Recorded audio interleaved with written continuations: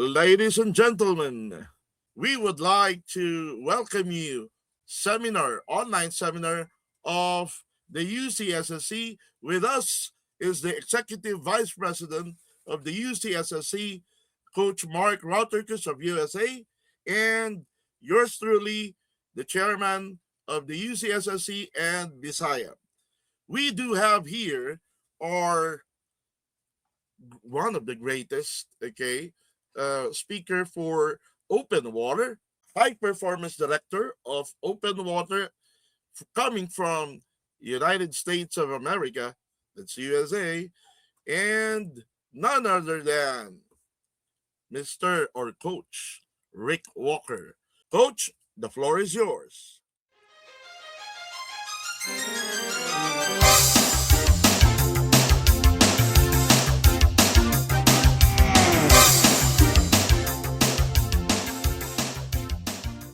Throughout this course, I think we have a couple of objectives. Number one is to help you get started. Number two, to maybe educate you a little bit more about open water swimming if you don't know much about it. And then thirdly, also how to get your federation to get involved with open water swimming and starting to develop um, some of the attributes that would help with any open water national team program. There's a couple of things that we'll get into, before we get started here. Um, First off is that in Asia, there are 38,000 miles of ocean and coastal waters. 38,000. That is actually the most in throughout the world, more than Europe, more than Africa, more than South America or the Americas. If you are located in Asia, please understand that the ocean is our pool. If you lack having a pool available to you, you've always got a pool in the ocean. If you approach it the right way, it is one of the greatest, if not the greatest, training areas. So I just want to, really welcome everybody. And let's see if we can bring up our presentation.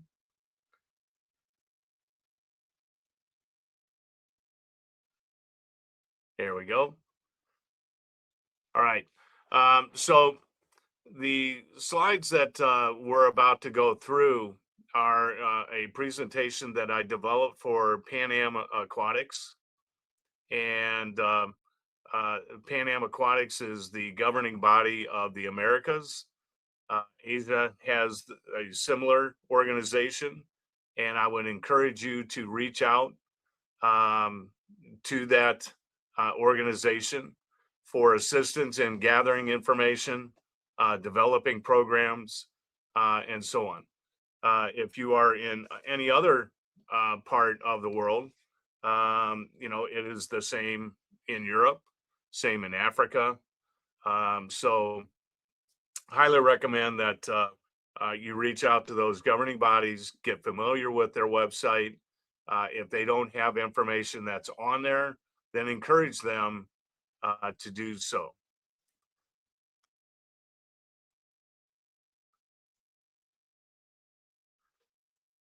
For Pan Am Aquatics, as a resource, we develop in helping to develop your program.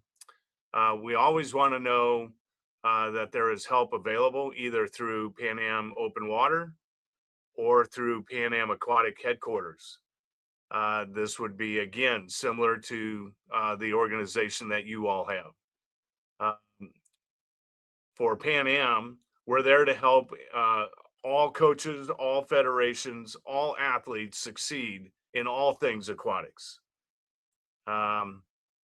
We have been through all of the things that you will encounter along the way. in developing your open water program. And we give you thoughts, ideas, and tell you things that have been tried and succeeded or have failed. But more importantly, we can tell you why and potentially how that might affect you and other ways around that. So for every continent, every federation, every program, uh, not all things fit into the square. Some things, you might be holding the circle, trying to fit it into a square. And, all we want to do is try and figure out how to make that circle fit into the square.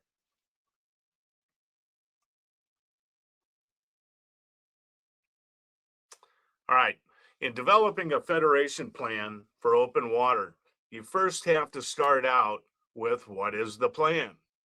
All right. How are you going to develop your athletes, your coaches, because it's more than just you. I could have an open water program in my club, and if I don't have anybody else to compete against, it's a dead plan.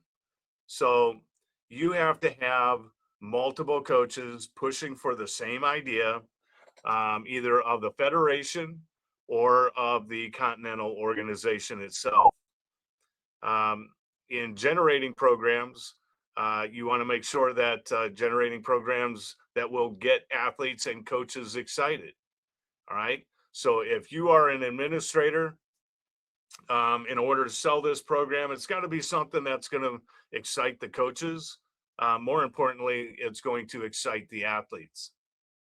If you are a club, you've got to have something that's going to generate enthusiasm and excitement with it, with your athletes, because they're the ones who are going to be competing. Again, this is another opportunity for them to compete. Now, I have seen a shift going. For the longest time, it was the distance events, and then it kind of shifted towards the shorter events or the sprint events. I'm starting to see a shift where some of the longer events, the 200s, the 400 IMs, the 400 free, the 800, the mile, um, those events are starting to gain a little more attraction. And what I will tell you is that um, everybody wanted to be a sprinter. It's short, it's exciting, um, and the field in the shorter events, you have a massive number of athletes that all want to compete in that event. Now, that means that the 1500s don't have that many athletes swimming in them. And so, your ability to succeed, if you were to take a look at your ability to succeed in swimming in general in the pool, the 1500, you have better odds of doing better in the 1500 than you would in the 50. Now, if you are built and wired to do the 50, by all means, you need to be doing the 50. But we also end up with an awful lot of swimmers who are not built that way, and they all want to be in the 50, and yet their best odds of success are going to be in the mile, but we simply don't introduce that to them, either because it's easier, um, to keep them excited, uh, to, keep them into the 50. That's what everybody else is doing. I don't want to divert my training. Everybody's doing the 50, so it's easier to train everybody the same way. But I would encourage you to take a look at your athletes, and those athletes that are still at the end of workouts, still, chugging away, and doing really well. Maybe encourage them a little bit more to go into the 1500. These are the events that obviously open water will be impacted by. And even though, some of your distance swimmers should be able to do a fast 50, they're going to be better in the 1500. And if they're better in the 1500, then chances are they're going to be pretty good in the 5K, or they'll be pretty good in the 10K, the Olympic event. In setting up a federation plan, you also have to set goals of when they should be up and running. So when you're approaching your federation, you want to make sure that you have a plan in place. Um, as I was growing up, my father always would say, hey, Rick, if you're going to go in and you want something from your employer or something that somebody can help you out with, always have the answer for them. And so anytime I would go in, I already had the answer for the issue that I had, and I presented them with the answer. And from there, we would develop back and forth and create a dialogue so that I could get what I needed. You also have to figure out who is responsible for seeing that it gets done. All right. So within your federation, you've got to have a committee, an open water committee. There needs to be a chairman of that committee. And that committee needs to be able to communicate with the federation, either on budgets, rules, programming, anything that you want to make sure that you get done up and running. That's who you go to, is that open water committee. The open water committee should be made up of officials, athletes, coaches, and some designated federation administrator that's going to be able to be a liaison between what's happening with the federation and with the committee, and then be able to have some communication between the two. You also need to have quarterly checks to see progress on how things are developing. All right. So you can't just come up with a plan and then never check it again. Nothing will happen, nothing will be organized, and everything will fail. So you have to have quarterly checks. So if you say we want to do, let's say, for example, I want to do a postal event. Now, what a postal event is that we've developed an event where it's a 3,000 or it's a 5,000 meter swim in the pool, and you have officials that verify that everybody did it fairly, completed the entire course. So if it's a 5,000 or a 5K in the pool, they verify that the race took place, it was done fairly.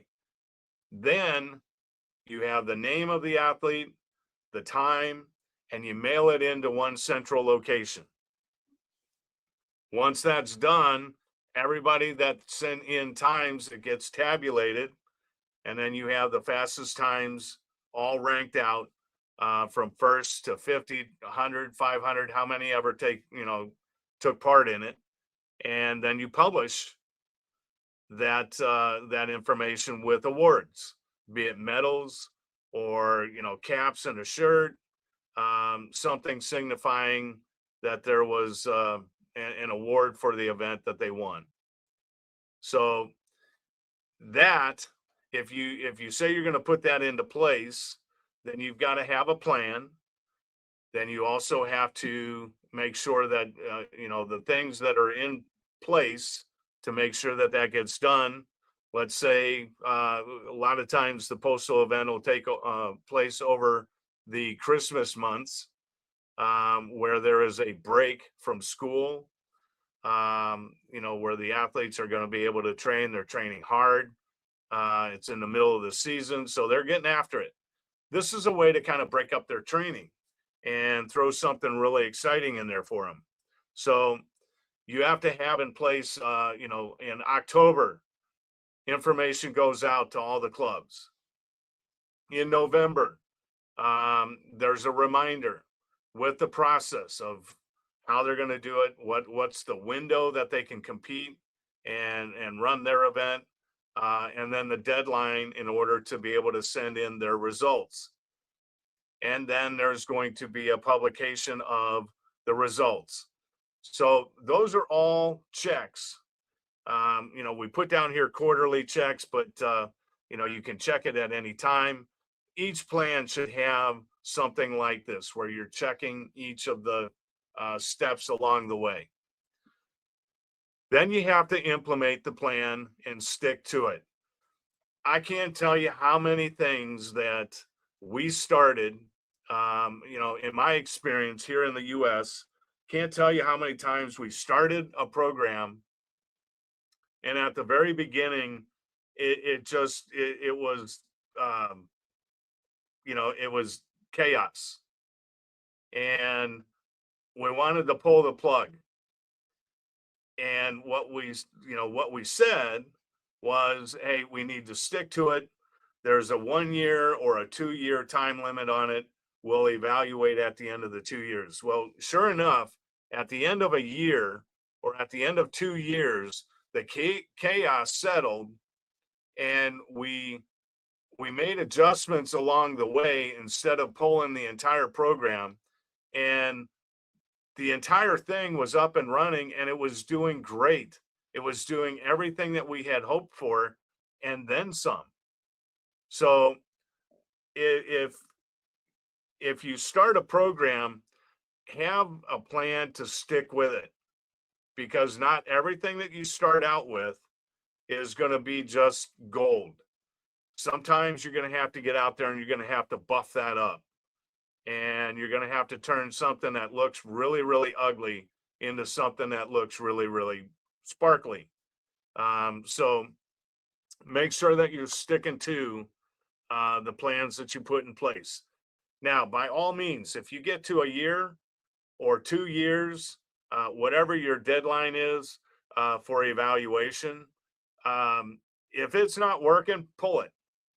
And don't feel bad about it.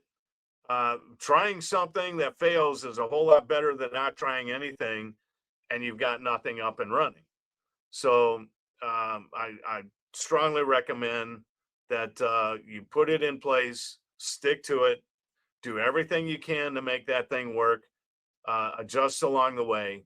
And then if it works, it works. If it doesn't, pull it and move on.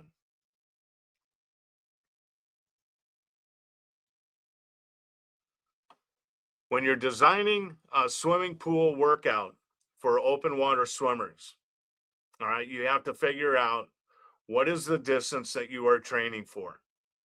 Is it a 3K? Is it a 5K? Is it a 10K? In some cases, is it a 25K? That's what World Aquatics started out with. Back then it was FINA. But the first event that was ever recognized by World Aquatics was the 25-kilometer swim.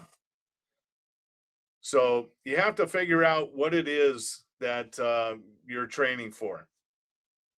You also need to know, where are your athletes' abilities now?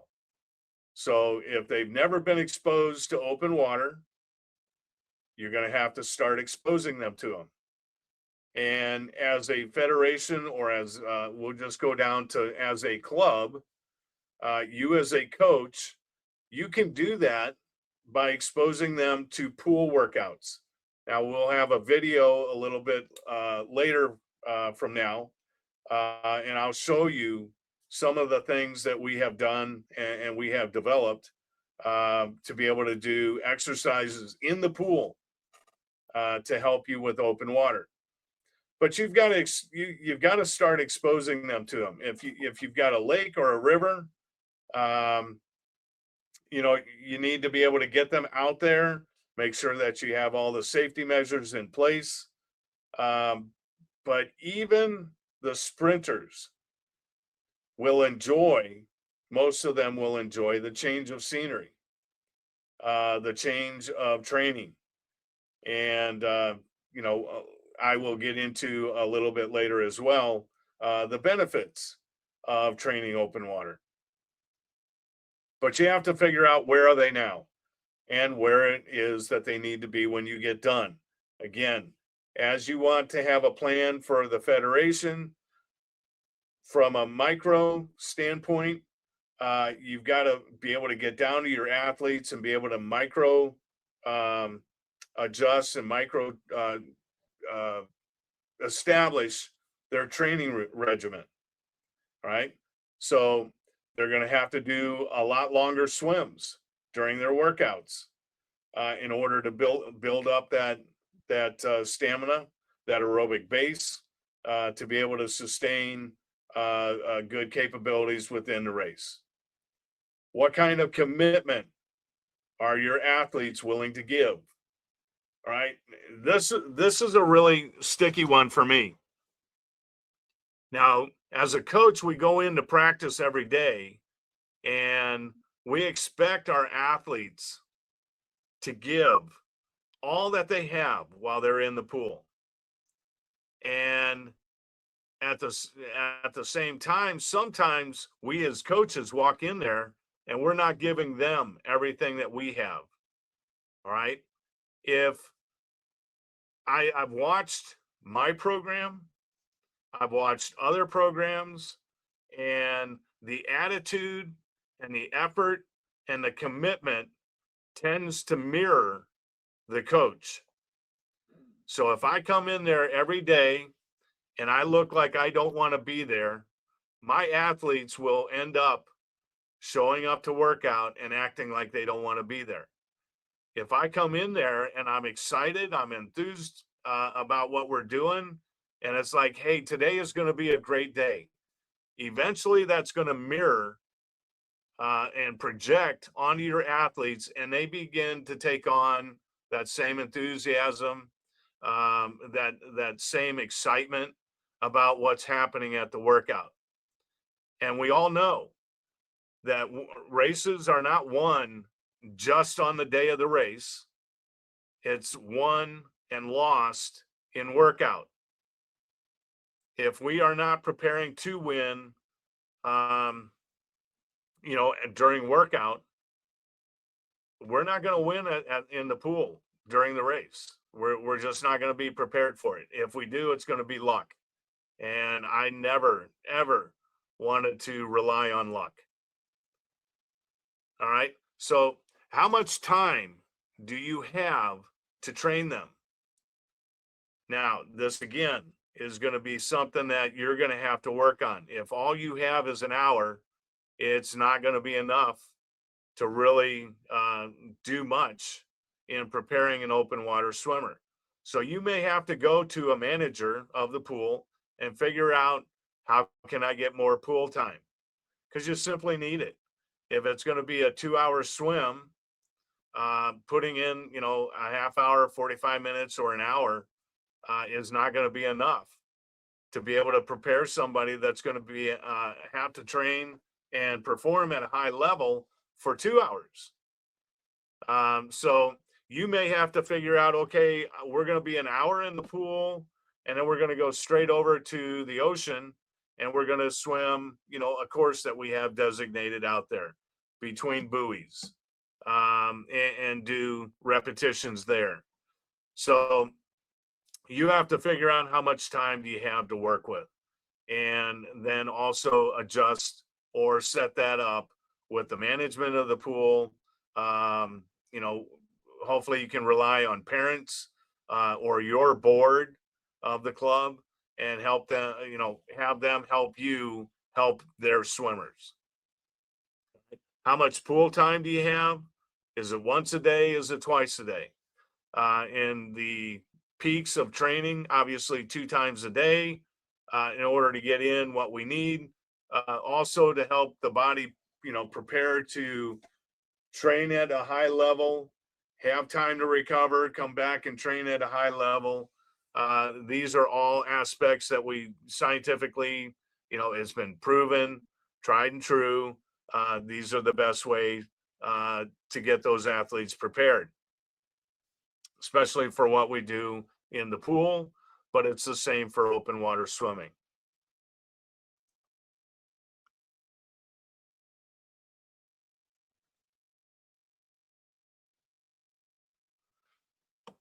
All right.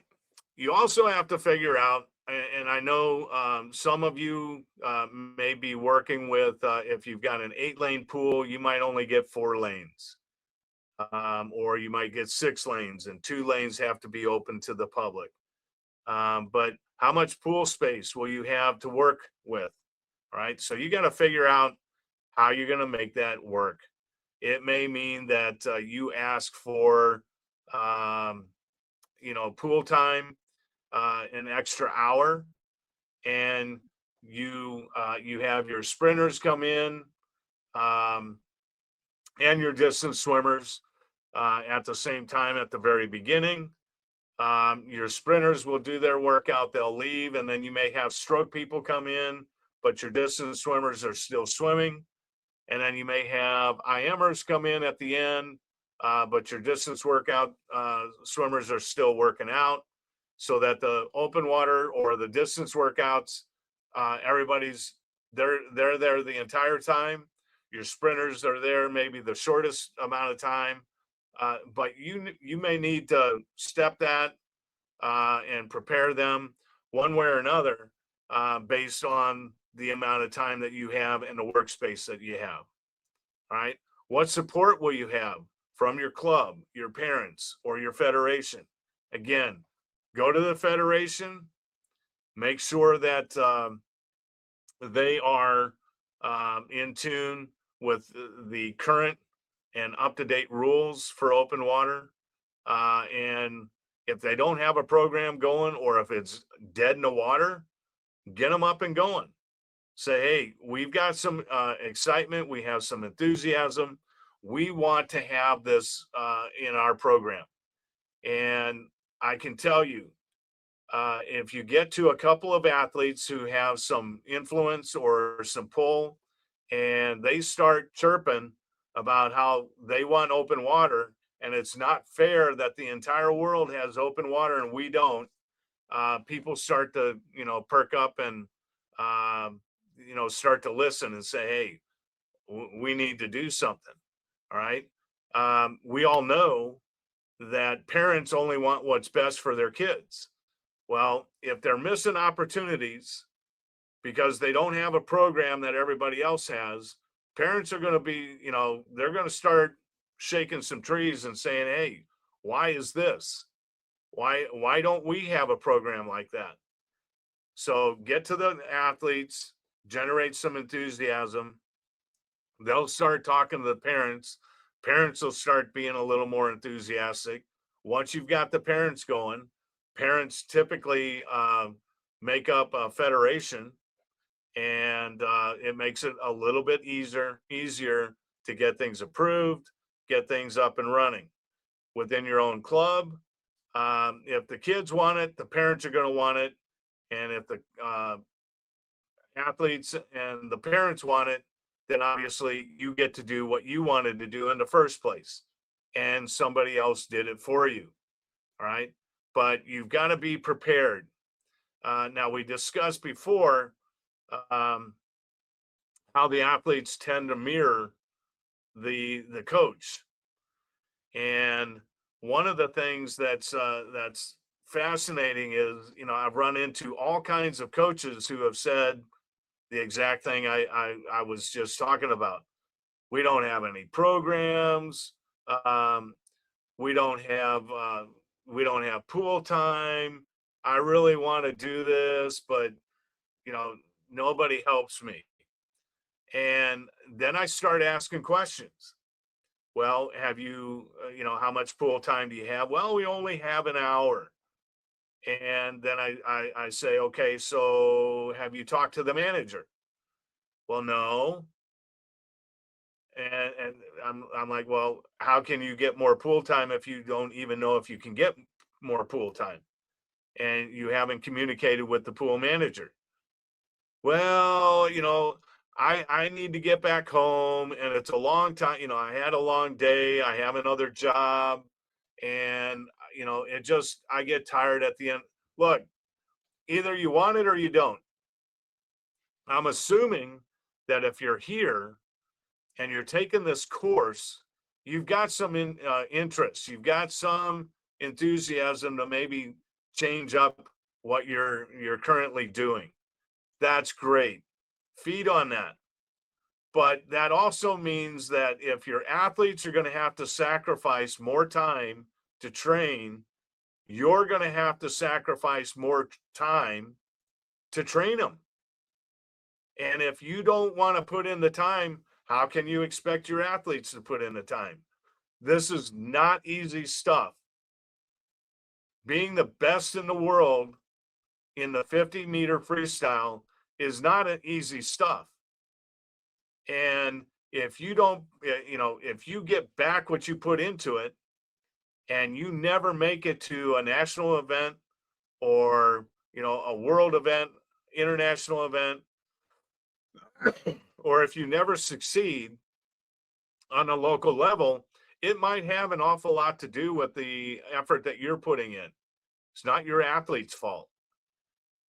So if you've got a bunch of athletes, the odds are somebody's going to trickle up and be very good if you put in and are committed to the effort to create and generate a great program.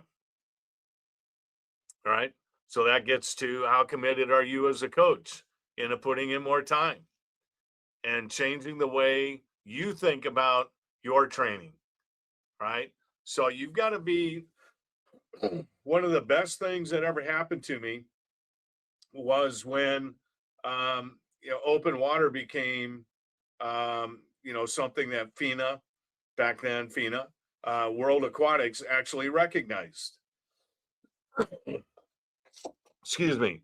And because it changed my whole way of thinking. All right. We did tests with the national team, and we found out that through open water training, swimming longer than 30 minutes at a time without stopping helped the aerobic system. And what I mean by it helped the aerobic system was that every time you come in, whether you're a 1500 or 100 freestyle swimmer, every time you come in and hit the wall, your energy system goes down and then it comes back up once you start swimming again. When we started doing open water, we did tests and it showed that 1,500 swimmers who went in, hit the wall, it took a certain amount of time before they would get back up to levels, the elite level, into their energy system, and before they would hit their peak level. Open water swimmers, that time was shortened. So by training aerobically this way, over periods of over 20 to 30 minutes, actually helped them in the pool because they would be able to get back up to peak levels in between the walls a lot quicker. So we started to see some of our open water swimmers actually winning national championships in the 1500. All right. The other thing that's really interesting is the mindset of an open water swimmer when they go from open water training and doing an open water swim and applying that to back into the pool. Right? So this is how you need to sell the event. What happened is that if they did a 5K and they were swimming straight very, very, very hard for a 15 or for a 5K, and then you throw them into the 1500, all of a sudden that 1500 seems short. Aha. Well, how many times have we said to a miler, you're not getting after it quick enough? you're treating this like it's, like it's an open water swim. Well, it's so far. Okay, well, put them in a 5K. That 1500 isn't going to be very far anymore. And all of a sudden, they started approaching that 1500 like it was a sprint. Now, we all know it's not the same as a sprint and a 50, the 1500 sprint. It's just at a much higher level, much faster. And their lack of confidence to be able to go out fast and hold that really changes when they have to go a 5K and they realize how fast they can go over a long period of time, and then they get back into the 1500, and all of a sudden they start swimming that a whole lot different, a whole lot better, and success starts to happen in the pool. We did training prior to the World Championships in Montreal. In Montreal, that was the first year that they did the Olympic 10K. It was kind of like a test, and we did it in the Montreal Olympic rowing course. Now, prior to that, for I believe it was like 7 to 9 days, we trained at Mirror Lake in New York, and all we did, they didn't have a pool. All we did was open water swimming, and we varied it, did variations. We did repeats, but everything was done open water. And even when we got to Montreal and we did, kind of like a warm up. So we did open water training and then we did pool training. But when we went to the pool, one of the training areas, it was a 8-lane, 50-meter pool, and it looked like a hotel pool. A 50-meter pool looked like a hotel pool. It just looked so small, so short. And they were doing, we got them in there and they were doing repeats, and it was just like boom, boom, boom, repeating like they had never done before. So it changes the mindset. It adjusts how you see what you're doing in the pool. And so that's one of the benefits of going from open water to the pool. There's a huge benefit from going from the pool to open water. We don't really train differently, but one of the things that you have to, and we'll get into this a little bit, but a little bit later. But one of the things that you need to look for when you're identifying, so which one of my swimmers are best suited for open water. Well, when you go from 25-meter training, short course season, to 50-meter training, long course season, who are the ones that adjust the quickest? Right? I remember when I swam, it was like, oh my God, 50 meters, that's forever. And I was a distance swimmer, but I adjusted really quick. I mean, it was just like that. That how can you mentally work around that, right? Going without a turn, because you're literally taking a turn away. And so that's some of the things that you're looking for. It's the mentality. And so when you go from the pool to open water, they've got to be able to shift that really quick. One of the ways that you can do that is doing pool swimming and open water swimming. So the results that we got in Montreal, we had Chip Peterson, who won the first ever World Championship 10K swim. And he had beaten the Canadian open water swimmer that year, who had dominated 5 years previous. All 5 years, just dominated, swam away from the entire group. It was never about, who was going to beat him. It was who's going to come in second. And Chip destroyed the entire field. Now, that was because we did open water swimming. Obviously, he was talented.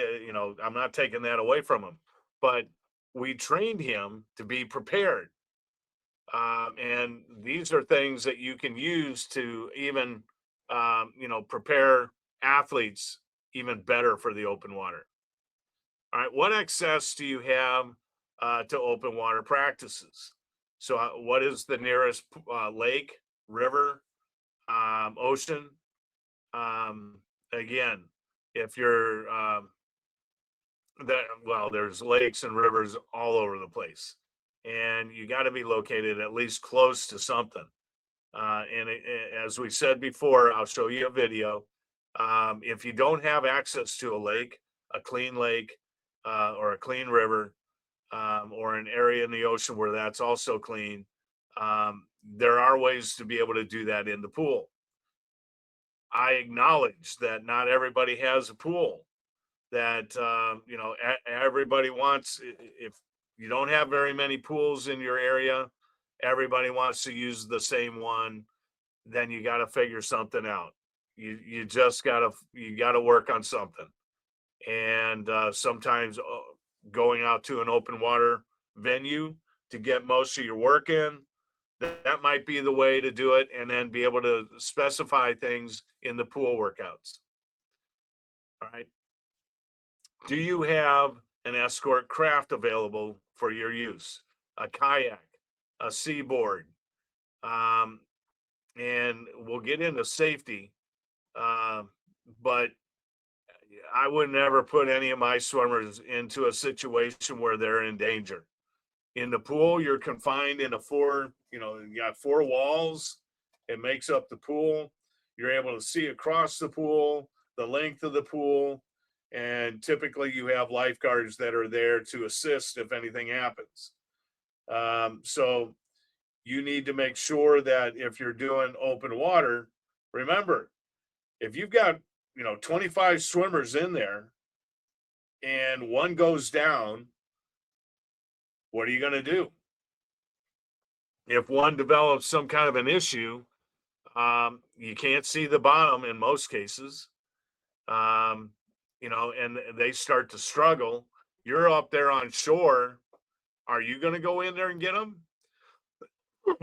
If you've got somebody out there in the water with them, there's only one person for 25 swimmers. What happens if that swimmer runs into problems? Okay, so you go to help them. Well, what happens if another swimmer has a problem?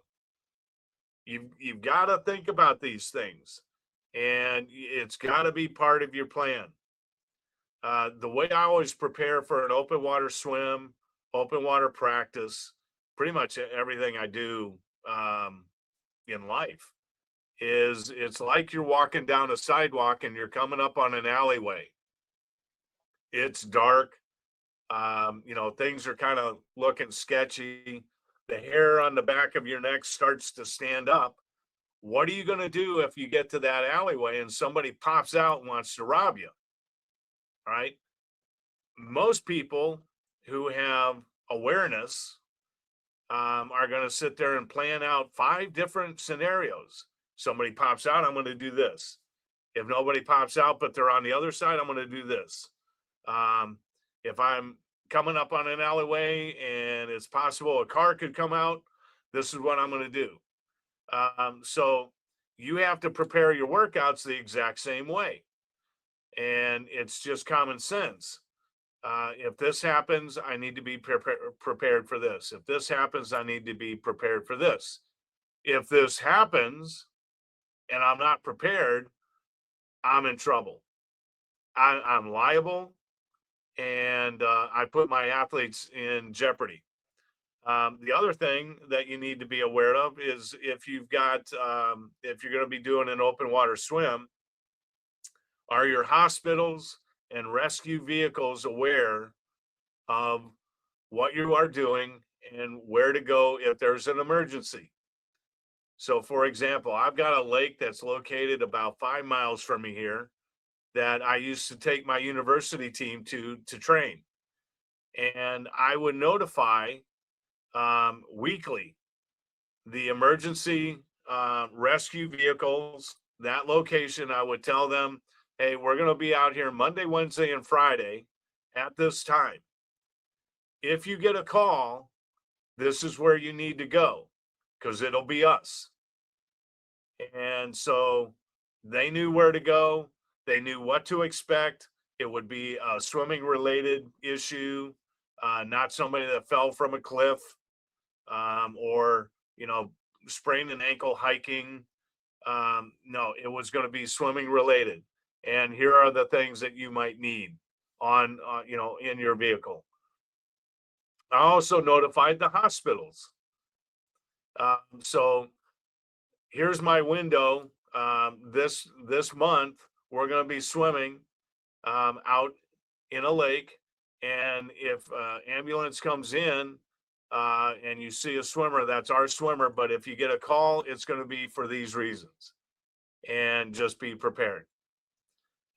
So they were able to give me advice on how to prepare the rescue vehicles. If there was anything I needed to do in order to prepare to help them once they get to the hospital, what are the contact numbers to be able to call parents, and the whole thing was worked out before it ever happened. Now, fortunately, I never had to implement any of those plans. Fortunately, but had I had to, I was prepared. And that's what you need to do as well.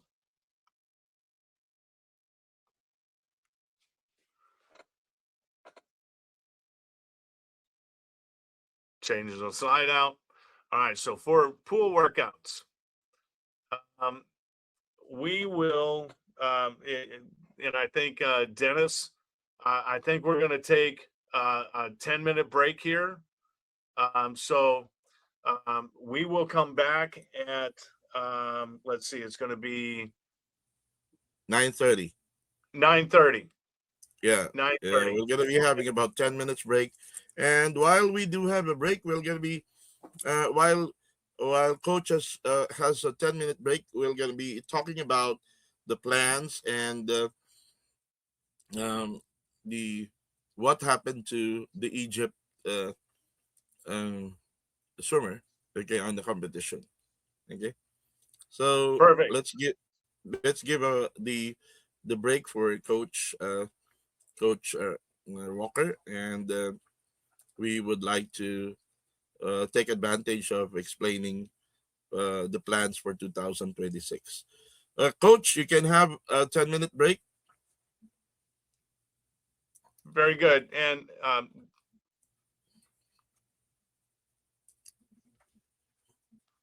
Yes, coach.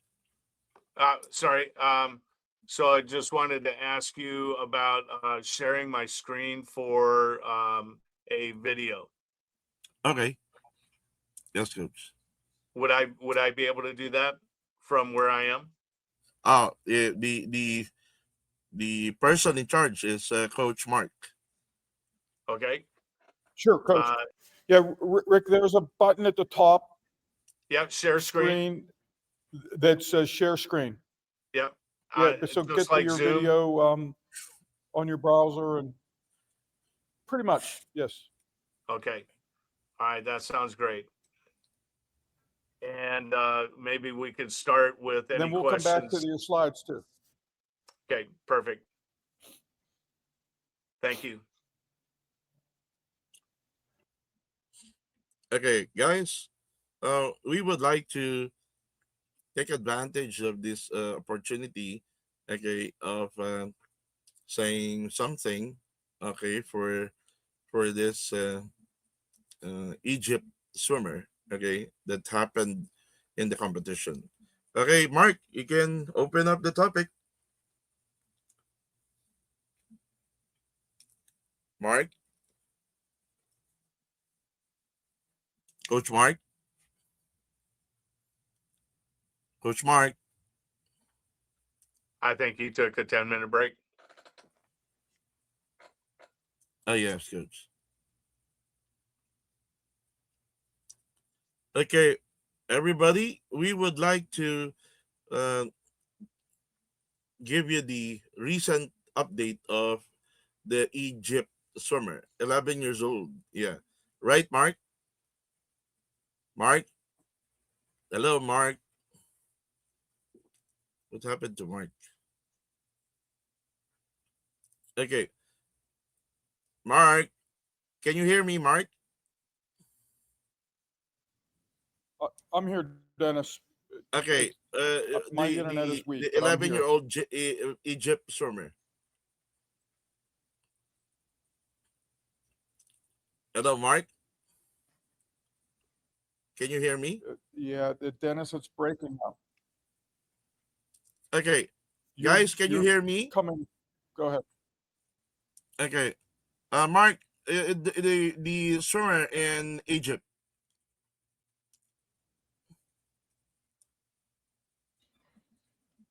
What about it, Dennis? I don't know too much about it. I know that Okay, it okay, was a okay. championship, national championship. Okay, guys. There's an African championship there, in Egypt. Okay, and the 11-year-old kid drowned for about 3 minutes. Okay, because of the transition between the Finnish swimmer and the next batch of swimmers. Okay, so the officials haven't seen the swimmer. Okay, on on which is going down already. The swimmer made an event, and after making that event, the swimmer collapsed. Okay, so the swimmer fainted. Okay, now the swimmer went down in the inside the water for almost 3 minutes, and nobody saw it until it's 3 minutes. Okay, then I told you the, uh, that's the consequence of having no quality. You're just trying to rush things to finish it. Okay, but you need to make it a point that there's a safety.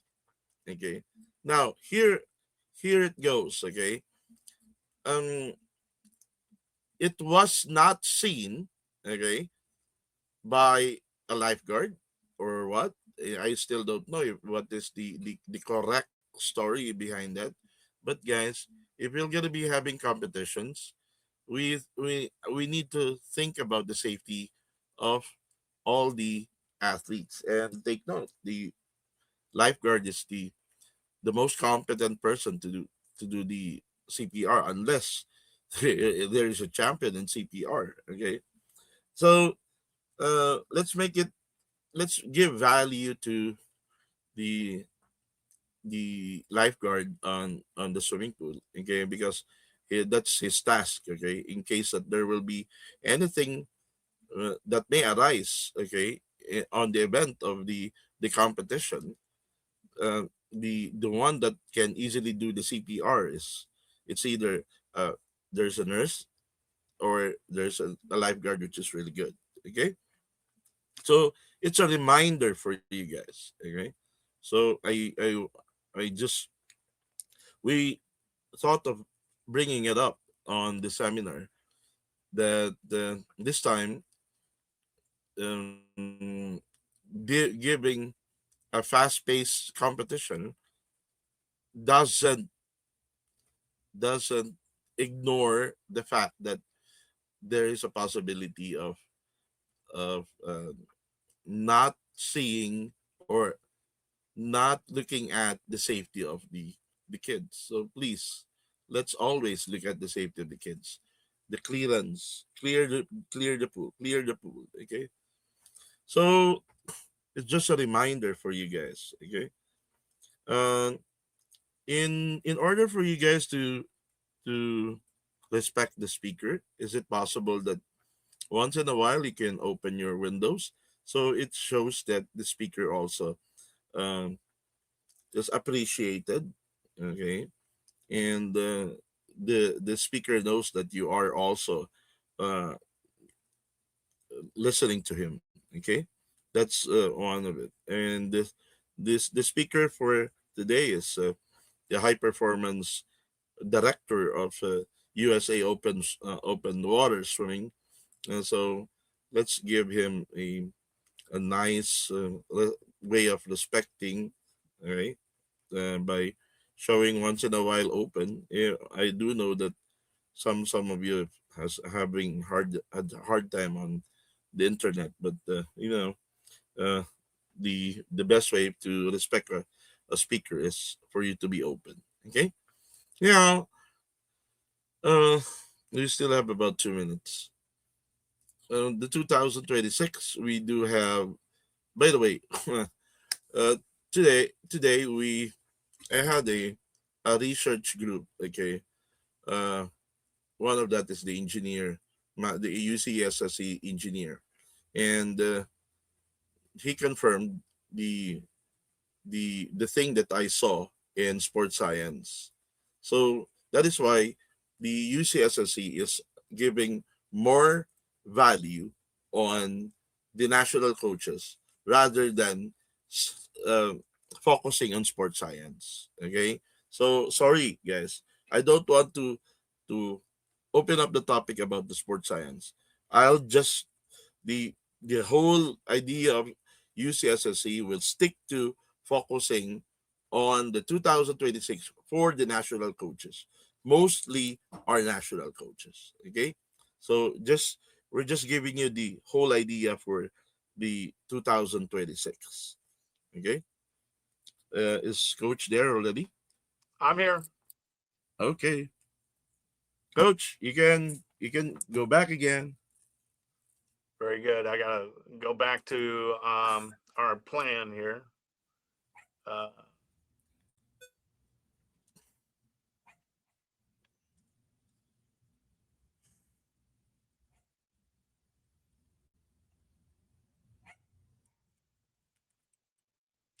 okay. Thank you, everybody. And as Dennis was bringing up, the Egyptian swimmer that was impacted in Egypt during one of the swims. Um, that story reminds me of the Fran Crippen story, where I think people were too busy trying to make an event go and not really putting in the time and the energy into the things that needed to be in place in order for that event to go.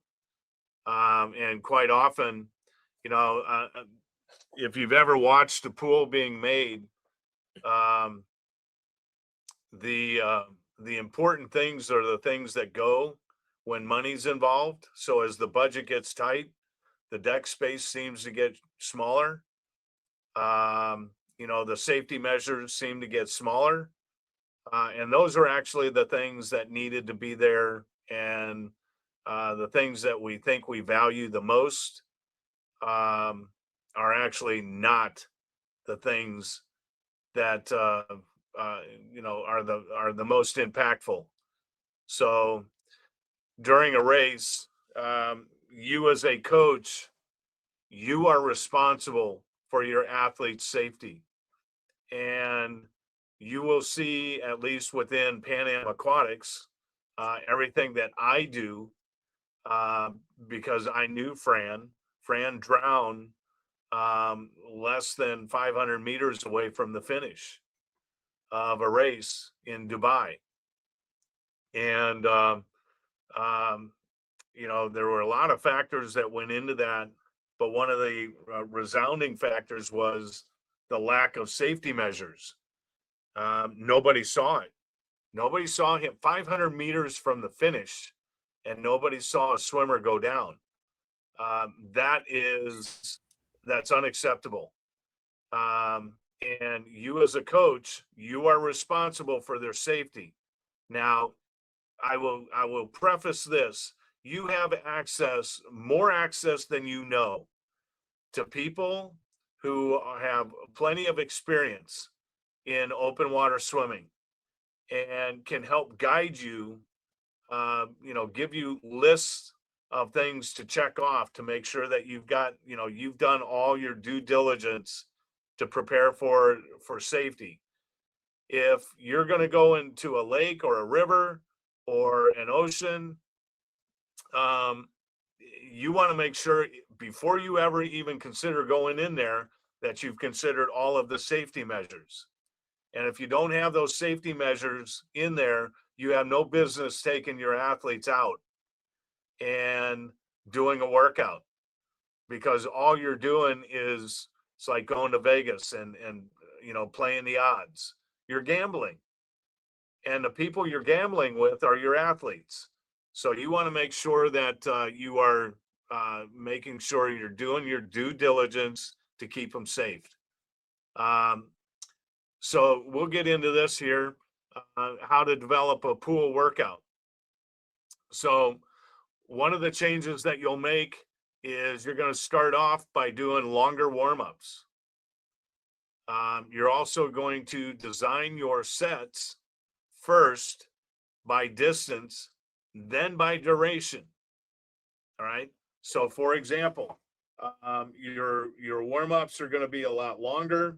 Your repeats in a set are going to be longer.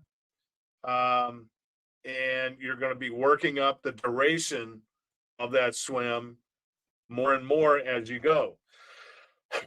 So at the beginning, you'll be repeating, say, 400s. Then you'll eventually get up to 500s, 600s. Then you'll be repeating 800s. Then you'll repeat 1000s. Then you'll repeat 1500s. And if you can only do two, at least there'll be two 1500s, back to back with minimal rest in between. And that trains the body and the mind to be able to go that distance a little bit longer. All right. Then you're going to be doing it by time. How fast, Monday we did a set where we went two 1500s. And the 1500s, we were able to do it on this amount of time. Now we want to do 3 1000s, and we want to be faster than the time it took to do the two 1500s. If we added up the time of the two 1500s and then added up the time for the 3 1000s, you would want that 3 1000s to be faster. So you're just playing a game, with the training, but you're trying to get the distance up, the duration longer, and the time shorter to do that duration and that distance. The body has to be able to go the distance in order to be able to go the distance. Right now, that sounds like a nonsensical comment, but think about it. Let me say it real slow. The body has to be able to go the distance in order to be able to go the distance. So if I'm thinking 5K and I want my swimmer to be able to go a 5K, then I've got to train the body to be able to go a 5K. I can't just throw the swimmer in and say, hey, today we're going to do a 5K, and then expect some kind of miracle that swimmer is going to be really good at it. So I have to train them to be able to go that 5K in order for them to go a really good 5K, or at least be successful in completing it. And I would caution you set the expectations correctly. So for example, most of our best swimmers, our world champions, our Olympic swimmers, they all started off never having done an open water swim. Michael Phelps started off by not knowing how to swim. Then he learned how to swim. Then he learned, how to be excited about his swimming, how to train well. Then he was trained properly. Then, it's a stepping stone all the way to the point where he's become arguably the best, swimmer in the history of swimming. Right. and we've got a couple of swimmers that aren't too far behind him. But you want to make sure that you're training them correctly and setting the right expectation. The first swim, just go out there and complete it. They'll learn an awful lot about that swim, and how to better, I went out too fast. I couldn't sustain it. Well, we won't do that again. Or I went out too slow and I had way too much left and I could have been competitive. Well, we won't do that again. And eventually they learn how to adjust and be able to do that swim, but then they have the confidence to be able to do that swim. So if it's a 5K, at least once, every week, I would have swimmers go, so if it's a 5K, I would start off with a 3,000 straight once a week. Then I would build it up to where they go, a 4,000 straight. If you can get to 4,000 and sit that swimmer down and say, all right, we just went 4,000. Do you think you could go another 1,000? Oh yeah, coach, I could go another 1,000. Okay, then you've tackled the mentality of I can't do one. I can't do a 5,000. They just told you themselves I can do the 5,000. Because you might have to remind them when they get there and they've got to start doing the race. But you overcome all of that that lack of confidence, and you build that up as well, because you're not just building the body, you're building the mind. I would tell you that more than you think, open water swimming is a mind race. You have to overcome cold water, wind, sun, heat. You overcome all of that. Those are things that you're not necessarily exposed to in the pool, as much, because it can change on a dime. So preparing them to go the distance in order to be able to go the distance. You will be leading them to be able to do the distance with less and less rest, and eventually no rest at all. So this is one way to do it in the pool, to prepare them for a swim that, you've got no walls. So you take the rest away. Let's say I'm going 10 100s and the interval is, 130 for each of the hundreds. And they're coming in at 115. All right. Eventually I'm going to bring that down to 125. Then I'm going to bring it down to 120. And then eventually we're going to be down to the 115. Hopefully by then they're actually going 110s, holding 110s, and then 105s, and so on. So this is great training for the pool, but it's also preparing them for open water. So you want to eventually bring that down to where they're just going a straight swim. And you want to test them. It's like, hey, coach, I can't make this interval. Then go straight. There are times when you would say, hey, if you miss, we're going to take a break. You'll skip one and then get back on the interval and try and hold that interval again for as long as you can. That's great pool training. All right. But as you prepare for open water, sometimes you might say, hey, if you miss the interval, everything from that point forward is going to be straight. All right, so we provide a motivation for them not to miss the interval. But if they do, they're going to be swimming very fast, straight. That's great open water swimming. It also is not a negative effect on their pool swimming. So I highly encourage you to throw in sets like this. Once you have achieved this level, you're going to be able to add more distance to the total.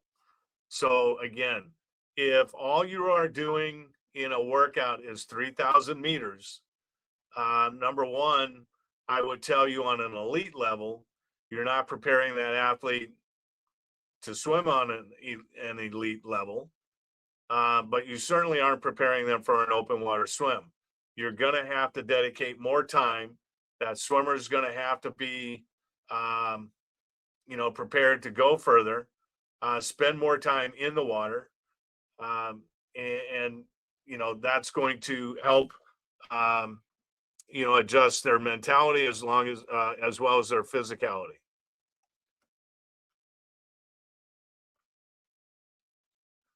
All right. If they are going a 10K, they should be going about 14,000 daily. All right. Now, this is not set in stone. This is just setting up my thinking of the way I would train athletes. Again, if they're in the pool, depending on the time of the season, this may or may not fit in. But if you're preparing them for a 10K and that's the sole focus, all right, going 14K is pretty much the way to go. All right, you need to be able to train up to swim down. And for the shorter events, you can be a lot closer to training at that level or at that distance. But for a distance event, it's always easier to train up to swim down. All right. Number one, it builds the confidence in the swimmer to be able to, hey, it's like we said, if they go a 5K swim, they'll approach a 1500 a whole lot different. If they're going 14K to do a 10K, they're going to know that's 4K that I don't have to do. And I do 14K, 10K is going to be nothing. Having that approach is a heck of a lot better in preparing an athlete to do well than all I do is a 3K a day, and now I got to do a 10K. I don't even know if I can make it. All right. There's a complete difference there. All right. And the elite athletes are doing this. All right. They're prepared to go that kind of swimming. Now, obviously, you can go much less than that during certain segments of training, but at your peak volume, you should be at a 14K. Right? If they are going to go farther than that, they need to be doing farther, doing more distance than they will be swimming. All right. At a certain point when they were doing mega distances, they were getting actually training by doing the swims. The swims weren't as high a quality in terms of how fast they were swimming. But if you're doing a 25K, that's like 2 workouts all in 1 4 or 5 hours period of time. So they were getting some training in simply by doing the swimming, the racing, right? And then they had to back that up in between the events. Most swimmers back in the day when this was first starting off would go from event to event to event. They had to spend an awful lot of time recovering. That'll be the next thing is, making sure that once they do a swim, that you allow some recovery. The best way to recover after a swim like that is about a half hour. Within a half hour, they go back into a pool and do some warm down. And I don't mean some passive, easy warm down, but actually some fast swimming. That allows that lactic acid to move out of the body. It'll help them recover a whole lot quicker. Also, in terms of recovery after a swim, make sure that they're taking in some kind of food like a granola bar, something that is consumable, healthy, but all inside of a half-hour window. If they miss that half-hour window, recovery is going to be a whole lot slower. But getting that digestive system back on track also cues the brain to be able to start replenish and refuel the body that's been depleted during the swim. It'll make things a whole lot easier. The next couple of days, you can expect that obviously there's going to be some fatigue, but the more they do this, the better they get trained for it. And the recovery is actually a whole lot quicker. And it's not something that impedes even their pool workouts. What would be the racing strategy? All right, at the start of an open water swim, it's going to be extremely fast. I mean, really, really fast, because everybody's going to be jockeying and positioning themselves for the race. Um, you'd be surprised at how in tune athletes are with who they're swimming with, and their surroundings. It gets sharper the more experience that they have. So the start will be very, very, very fast. They will then settle into a pace. All right, fast at first, and then it's going to be slowing down into a steady pace. Then there's going to be some speed play. And by this, it's going to be trying to break the pack by doing fast and slow pacing. Almost every race, you'll see swimmers in the front, they'll start to speed up, and then they'll slow down. Speed up, slow down. There's a couple of things that are going on during this time. Number one, it's a mind game, right? Every swimmer wants to have, well, every swimmer's got a pool background, and they want everything just set so. They got lane lines, they got a wall that they know is a certain distance, they've got a block to jump off of, it's a certain size. They've got timers, they've got officials there to call in infractions. Everything is set just so. So if you take that mentality and you put it into open water where none of that exists, it can really frustrate a lot of athletes. So if they're pacing off of you and you go fast, well, then they've got to go fast. And then all of a sudden you slow down and they start running into the back of your feet. And next thing you know, they're going, what the heck is going on? And then all of a sudden you speed up. Well, now you got them thinking about what the heck you're doing instead of focusing in on what they're doing. And for them, that can be very frustrating. Now, if that's part of your race strategy, that's you. That's how you're swimming the race. So it's not affecting you at all. All right. But oftentimes they will shake off inexperienced swimmers by going slow, fast, slow, fast, slow, fast.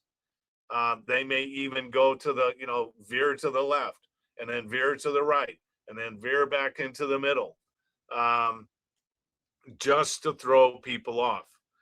And, it's no different than in the pool if somebody takes off really, really fast and they hope they can hang on.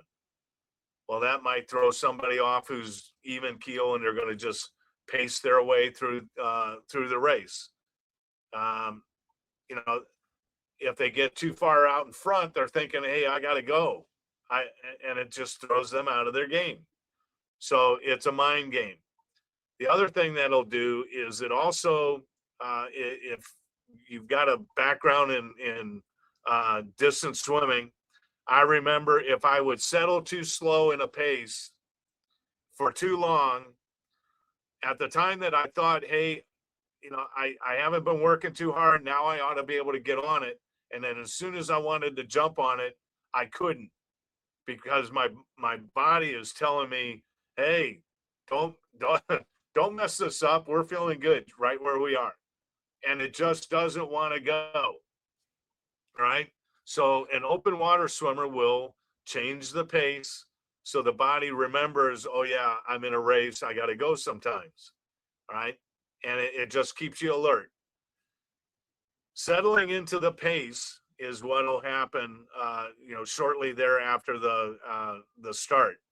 which will be very fast, as we said. Back to normal pacing and preparing for the finish. So, and you have to consider this. So in a 5K race, um, we'll just call it an hour. All right, for a 10K, it'll be 2 hours. Elite athletes are going to be a little bit faster than that. You know, some not uh, elite athletes, it'll be slower than that. So when I say the start will be very, very fast, you have to understand it's not like a 200. So we're not talking about a 25 or a 50 is going to be very fast, and then it's not going to be from that point on. This is going to be pretty fast, and it's all relative. So fast in open water swimming, it's not the same as fast in the pool. It's not an all-out sprint because they've got, another 4K left. They've got another 4.5K left. So it's, everything is relative. They'll be settling into a pace for a period of time. Now, there'll be some speed play during that, and then there'll be some normal swimming, and then just really kind of feeling the crowd out, the pack that you're with. All right. Then it'll start to build, and that's getting ready for the final sprint. And again, everything is relative. It's not the same as a sprint in the 50. But, if I caught myself when I was coaching, yelling to, our open water swimmers, sprint, sprint. And, somebody looked over at me and they thought I was joking, because obviously sprinting in a distance event, it's like, no, we're not going to go all out to the point where we die. No, sprint in open water or in a distance event just simply means give it what you got from the point here so that you're able to finish there as fast as you possibly can, whatever you got left. So that takes that into account, right? Just as you get towards the finish, you'll start to get ready for that sprint. And then the finishing sprint is whatever you have left. All right, so let's break this down into a 5K. The first 500 meters to a K, to 1,000, is going to be very, very fast pace. And it's going to be trying to position yourself for, within the pack, because obviously you want to be in that front pack and not set somewhere in the back where you're going to have to work extra hard in order to move up. But then also you're going to need to know if there are swimmers that tend to go out too fast and they're going to die, or if they go out, really fast and then potentially they're going to be the ones that are going to be in the lead and potentially medaling. So the first 500 meters to a K are going to be really, really fast, up tempo. Then there's going to be settling into a pace. That settling in is going to be, in the range of 1,500 to the next, 3,500 to 4,000. Within that time period, you're going to have some speed play. You're also going to have just settling down and potentially changing of the guard. So if you're in the lead, most swimmers now, most of the elite athletes understand that it's like cycling, where you will see the lead swimmer pull the group, then they'll peel off and they'll go to the back, and the new swimmer will pull the group, because whoever's in front is pulling the group. All right. And if they're in there and you're, slipstreaming behind them, you're gaining some or saving some energy. And so that swimmer may peel off and say, hey, somebody else take over. I'm taking a break here. So, and about, 3,500 to 4,000, that's when you're going to be starting to pick that pace up. And we want to weed off everybody else who's just been hanging on and aren't going to be serious at the end. They'll start falling back and back and back because maybe they settled in too comfortable. And if you get too comfortable, you can't come out of it. Your body just says, hey, no, I think I'm going to sit back here and just enjoy right where we are, and we're not going any faster. So they want to get rid of them and then get down to the ones who are going to be serious racers at the finish, and who's going for the medals. And then there'll be that final sprint.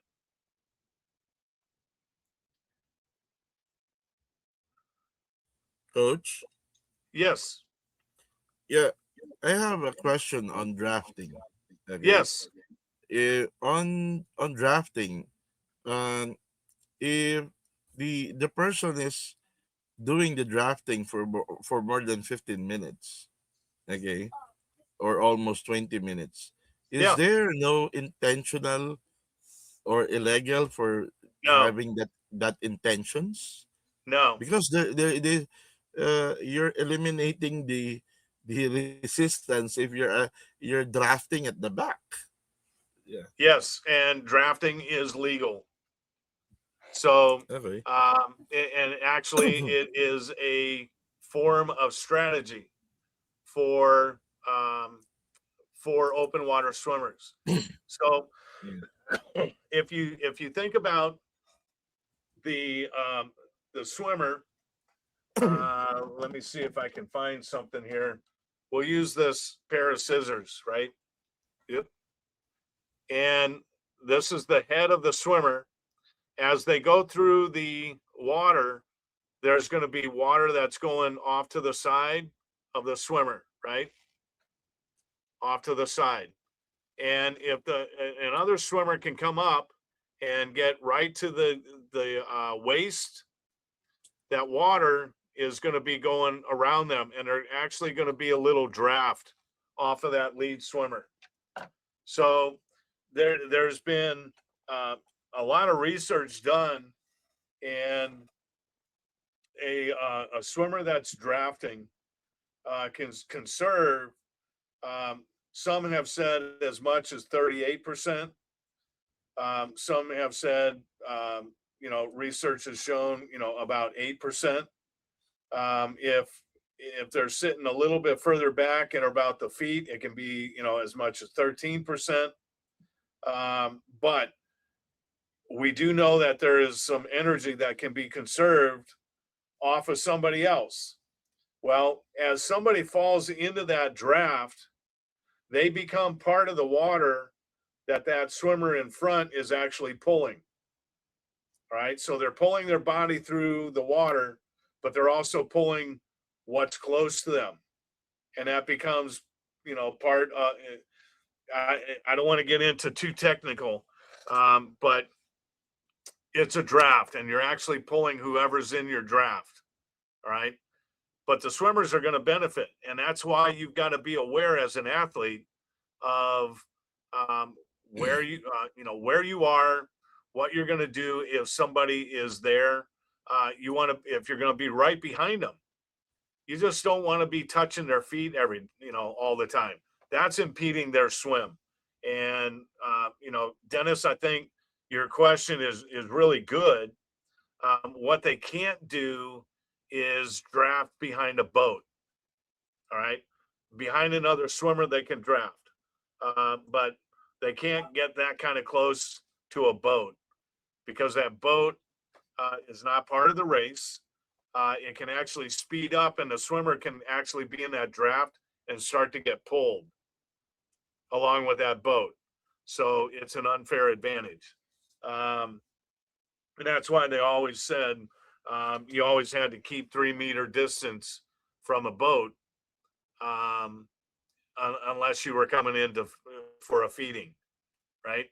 But as a group, you will see pack swimming throughout. It brings up Dennis is such a great point. When we used to do a 25K, you would have a pack of swimmers, let's say a pack of about 6 to 8 swimmers. And we used to escort all of the swimmers with a boat. So 6 to 8 swimmers had 6 to 8 boats, right? And they're all really close, because if you wanted to feed that swimmer, that boat had to be close enough to where the swimmer could go out to the boat, feed, and then go back to the pack. Well, it the boats ended up creating this little cocoon around all of the swimmers in the middle. And as the boat sped up, so did the swimmers. So we actually began to realize that if you could ever get into that front pack, that front group, and stay in there, you had an advantage, because there were so many boats that you could actually slow your pace down, but you get pulled at a much faster pace without exerting the energy. So great question. But it does, drafting is legal. And the best place to draft is going to be at somebody's side, right at their hips, or slightly behind them, or directly behind them there. Okay. There, once you get outside of that little wave that they create, once you're outside of that, it starts to become a little more complicated. You're doing it a little more on your own. The faster that front swimmer goes, it creates a bigger wave, right? That also means that there's a bigger draft, or a little bit quicker draft. All right, once I went into this, let me find my slide again.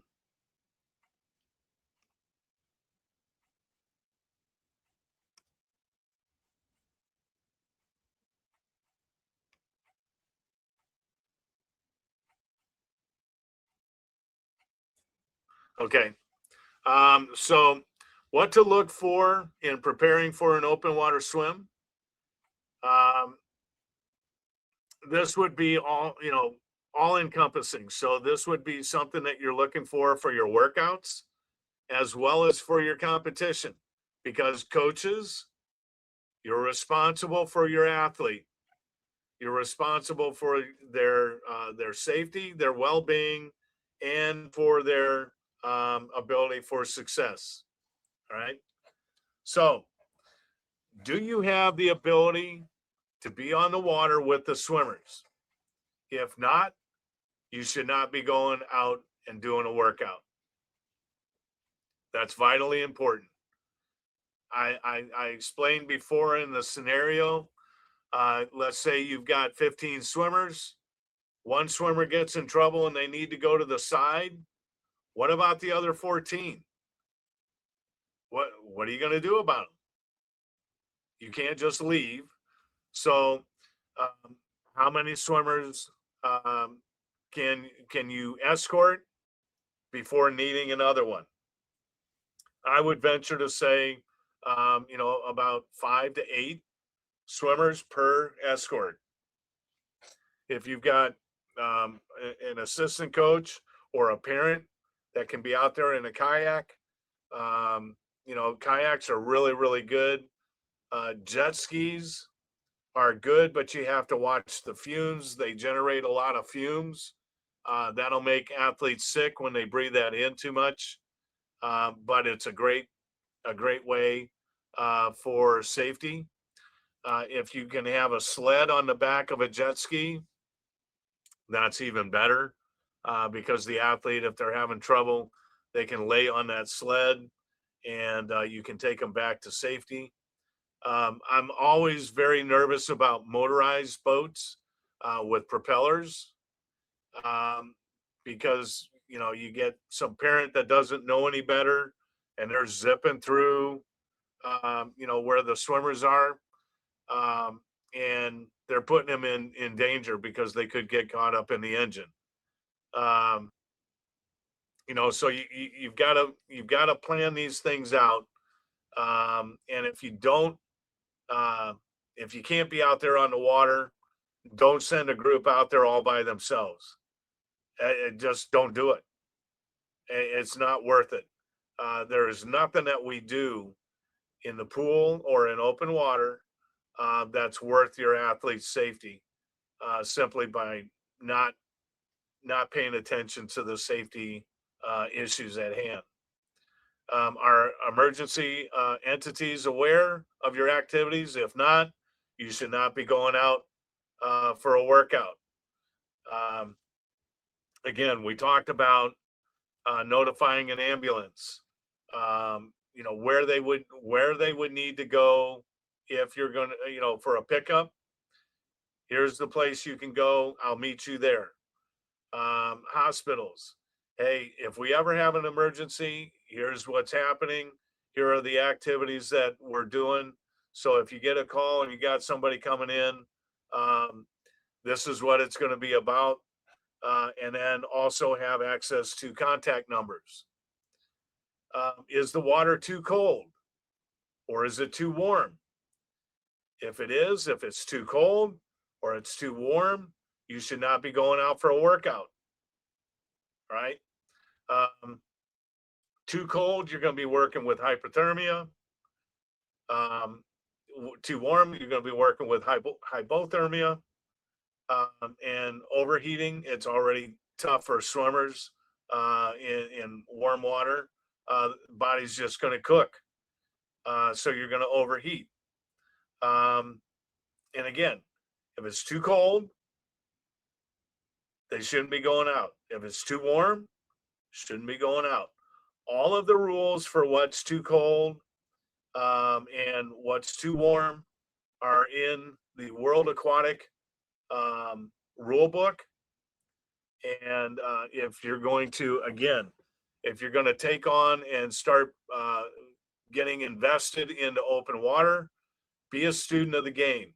Know the rules, know where you need to go to get the information in order to help you prepare your athletes to be better. But you should know all of these things because you are in charge of your athlete's safety. If I'm going out for a workout in open water, are there motorized boats running where you're going to be swimming? Can you keep your swimmers safe? If not, you shouldn't be going out there. Shouldn't be doing a workout in that area, right? It's hard enough to be in a boat and provide safety for your swimmers, much less have some Yahoo who's out there just recreationally running around and having a good time, which is fine, except you got your swimmers in there and, they can't see, they're not looking for swimmers. It's not something you see every day. So, if you've got motorized craft out there, do you have a means to be able to signal them to move away? Or do you have enough boats to be able to direct traffic away as the swimmers move through the water? So if you don't, that's not the place for you to be. If there's a certain time where boats are usually not on the water, that would be a better time to go.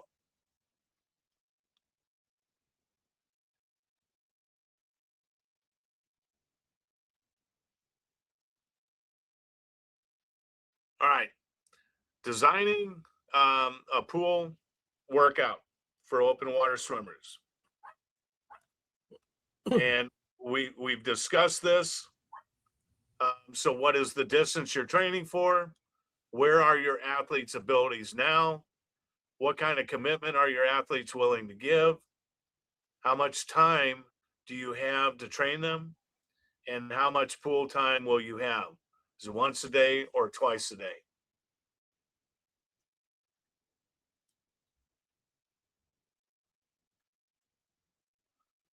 Okay, some of these we've already gone through.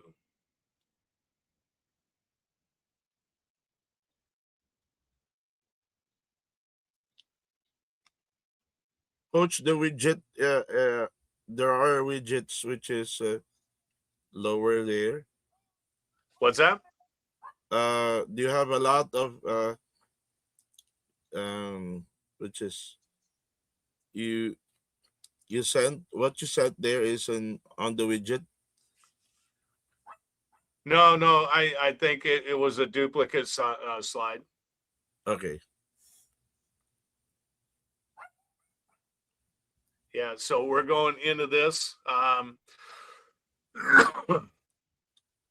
to prepare for an open water race. So as a coach, there are certain things that you can do to gain access to knowledge that other coaches don't take time to know. All right. For example, if you're going to be on a course in the ocean or a lake or a river, I would first go and find out is there fishing that's taking place in that area? If there is, there's no better uh, uh, bank of knowledge that is held by anybody other than a fisherman.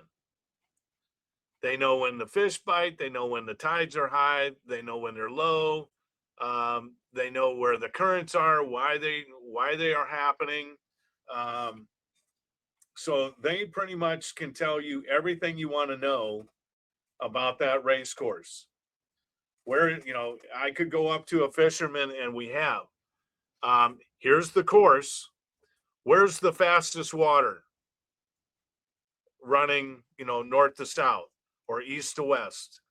If I want to get from this point to this point, where in that line is going to be the fastest water? Because they'll know the currents, and because they fish there. So you go find an experienced fisherman and ask them these kinds of questions. You find out what the course looks like. So ahead of time, there's going to be a drawing. Somebody's going to have a drawing. I would encourage you not to just show up and say, okay, you go from this buoy to that buoy to that buoy to that buoy. Go in advance and request a map of the course so you can have your athletes start to visualize it ahead of time. All right. Where are the turns? Now, why would you need to know where the turns are? You need to know where the turns are so the athletes are going to be able to visualize a straight line. So on many of these courses, because it's a long race, 5,000 is a long way, 10,000 is a long way. And unless it's like a small circuit where they're doing 10 loops, um, which is very hard, mentally it's hard, because you don't you don't have lap counters, but uh, a lot of times the length of the course from one buoy to another is pretty far away. So as they round one turn buoy, they've got to have a visual. The buoys aren't big enough to be able to see, you know, right, like they're big right in front of your face. So you've got to have some visuals. You can see in this picture there is the building that is right behind them, next to the stands. And in some cases, that's exactly what you would be looking for if they were to come make a turn and head towards the direction of the start, which oftentimes where the finish is going to be. Um, that would be a building that might be something that you could direct your eyes on and have some direction before you ever get close enough to be able to actually see the buoy. All right. So what is the competition? Is it going to be international? Um, if I'm Rick and I'm swimming for Saluki Swim Club, and I'm going to be competing against somebody in St. Louis, and his name is Bruce, and I know Bruce. I know how he swims. I know how good he is. I know if I'm better than he is, how many times I've beaten him, how many times he's beaten me. Now I'm gathering information about who my competition is. Bruce goes out really fast, but then he tends to not be able to finish as strong. Or Bruce goes out really slow, but man, he comes home. You know, those are things that you need to gather, information you need to gather about your competition. Well, you know, I've got somebody from Hungary who's coming in, and we've got somebody from Scotland who's coming in. And, you know, what are they like? Well, I go in and do some research on how good are those athletes and what can I expect. That way, there's no surprises. Anytime you can take away a surprise from any competition, um, you know, you're taking away worries and surprises during a competition are not always the best thing you want to deal with. All right. Where will the feeding stations be? Feeding stations are going to be vitally important.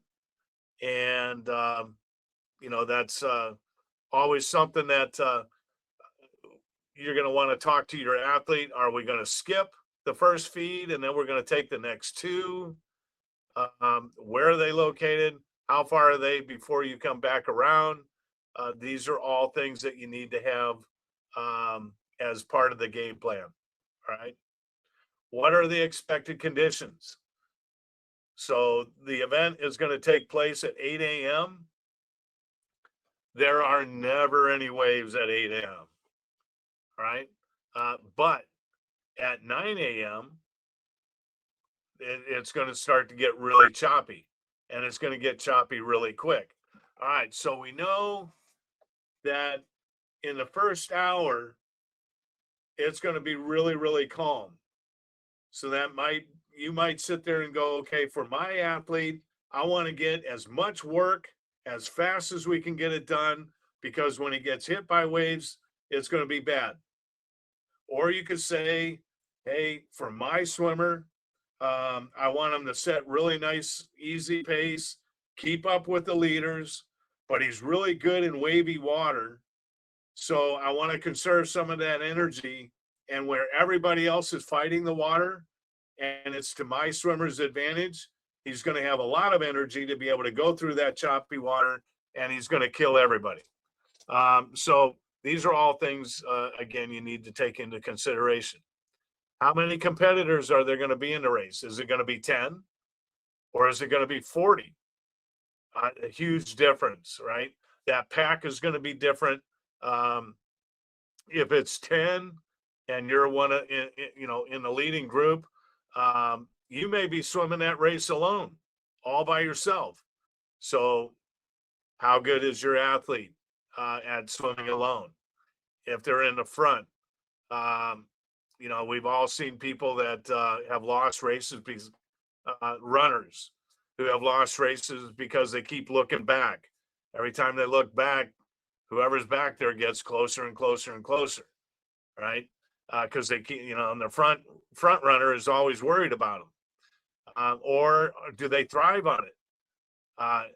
The more that they're out in front, the better they feel, and the more confident they are. It's just to their advantage. So just know exactly how many competitors are going to be there.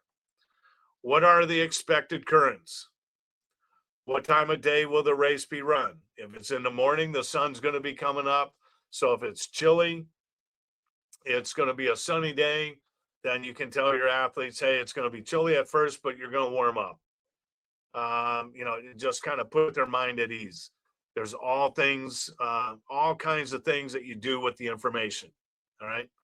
Where are the emergency stations located? It's important for you. If I'm going to another venue, another country, and we're going to be competing, I need to inform my athlete, hey, if you're in trouble, here's what you do. If you're in trouble, here's where you go. If you're in trouble, back home, we raise one hand. Here, you raise two. So They need to have that information so they also know that they're safe and they can put it behind and not have to worry about it. Do not rely on the host to keep your athletes safe. If it's not safe, don't swim. All right. We have gone. We have gone to events for an open water swim, and um, it was not safe, and we have pulled out of the event because it was not safe. Now we traveled. We spent a lot of money for hotels, for plane tickets, for rental cars, buses, whatever we needed. And um, we spent a lot of money and we pulled the athletes out because it wasn't safe. I don't care how much money you spent, it's not worth the life of your athlete. So do not rely on the host. I'm not suggesting that hosts are out to get everybody or that they're trying to hurt people. However, we all know that some events are run better than others. It's just the way things go. So make sure that you are keeping your athletes safe. And if it's not safe, don't swim. All right. Simple as that. All right. And so, Dennis, we got 8:25. Yeah, we Um, have uh, uh we will be having our second break. yep. 10 Okay. minute break. Is that good? Yeah, yeah, no problem. Okay. Okay. So we'll go So at, yeah, while we have a break, we will allow the intermission. One of the intermission will be uh, Madame Nadine Day of the World Aquatics. Okay, um, me, Coach Nadine Day. Please, you can start announcing what you can announce about World Aquatics. yeah. it's, Um, so I'm sorry, you were kind of breaking up there. Yeah, Nadine Day, you Yes. are you can talk about World Aquatics now, Coach Nadine Day. Coach Nadine, Nadine. she's a good one.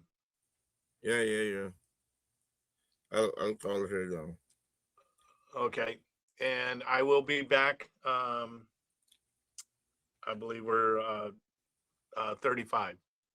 Yes, yes, yes. Thank you, sir. Okay. Um, which is Nadine. Nadine. Yes.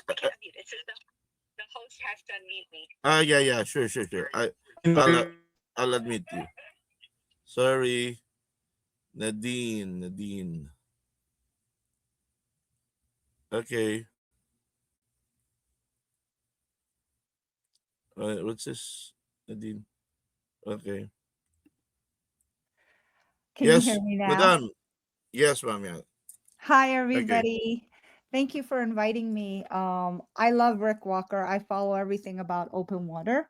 I'm Nadine Day. I am from the US. I'm originally from Hawaii. That's why I love open water. I am currently the World Aquatics Masters chairperson. So I deal with all disciplines: swimming, diving, artistic swimming, open water, and water polo. Since we're talking about open water, Masters is a huge part of open water. They have open water events all over the world. One of the initiatives from World Aquatics is World Aquatics has an open water World Cup, and they are including Masters in the World Cup series For 2026, it'll be dependent on the host. If they want to have a master's component in 2027, we will have a master's component. So we're very excited that Elite Open Water is allowing the masters to participate in their events now, not on the same day and the same time, but the same course, which is very exciting. But to expand on this, any type of open water event can be available for age group and masters. And what's nice about it, the collaboration and the support, you'll find that the masters can support your age group swim teams and swim events. And that collaboration goes a long way. So I wish you a lot of success and thank you guys for having this. I'm excited. And Rick, thank you. That's Thank Yeah, all. you, thank you, Nadine. thank you. Yes. Um, Mark, do you have anything to say on Mark, Coach Mark? Hello.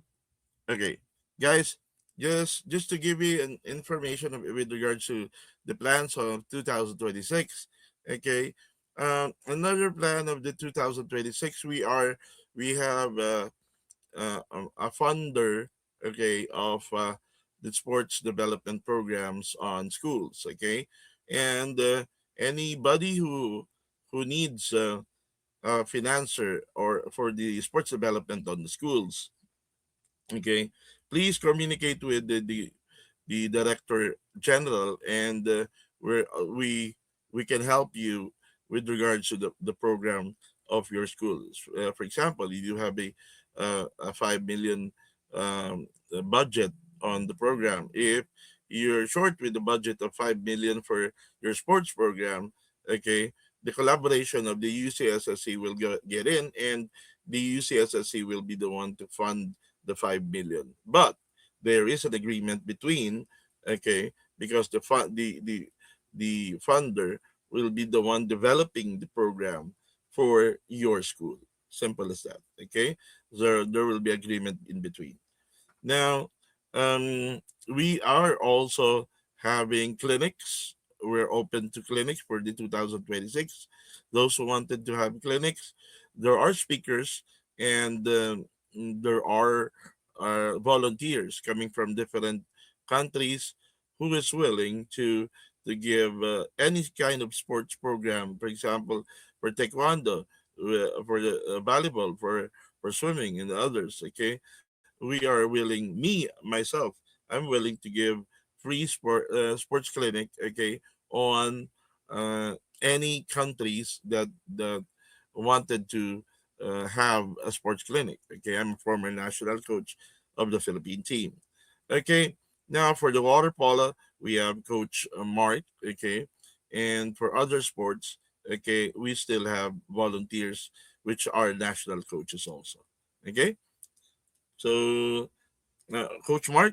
By the way, guys, we have the president of the UCSSC with us, Coach Jewel Lee. Okay, Jewel Amonanse. Okay, Calvo. Okay, Coach Jewel, are you there? Coach Jewel, we're just waiting for Coach Rick Walker if he's ready.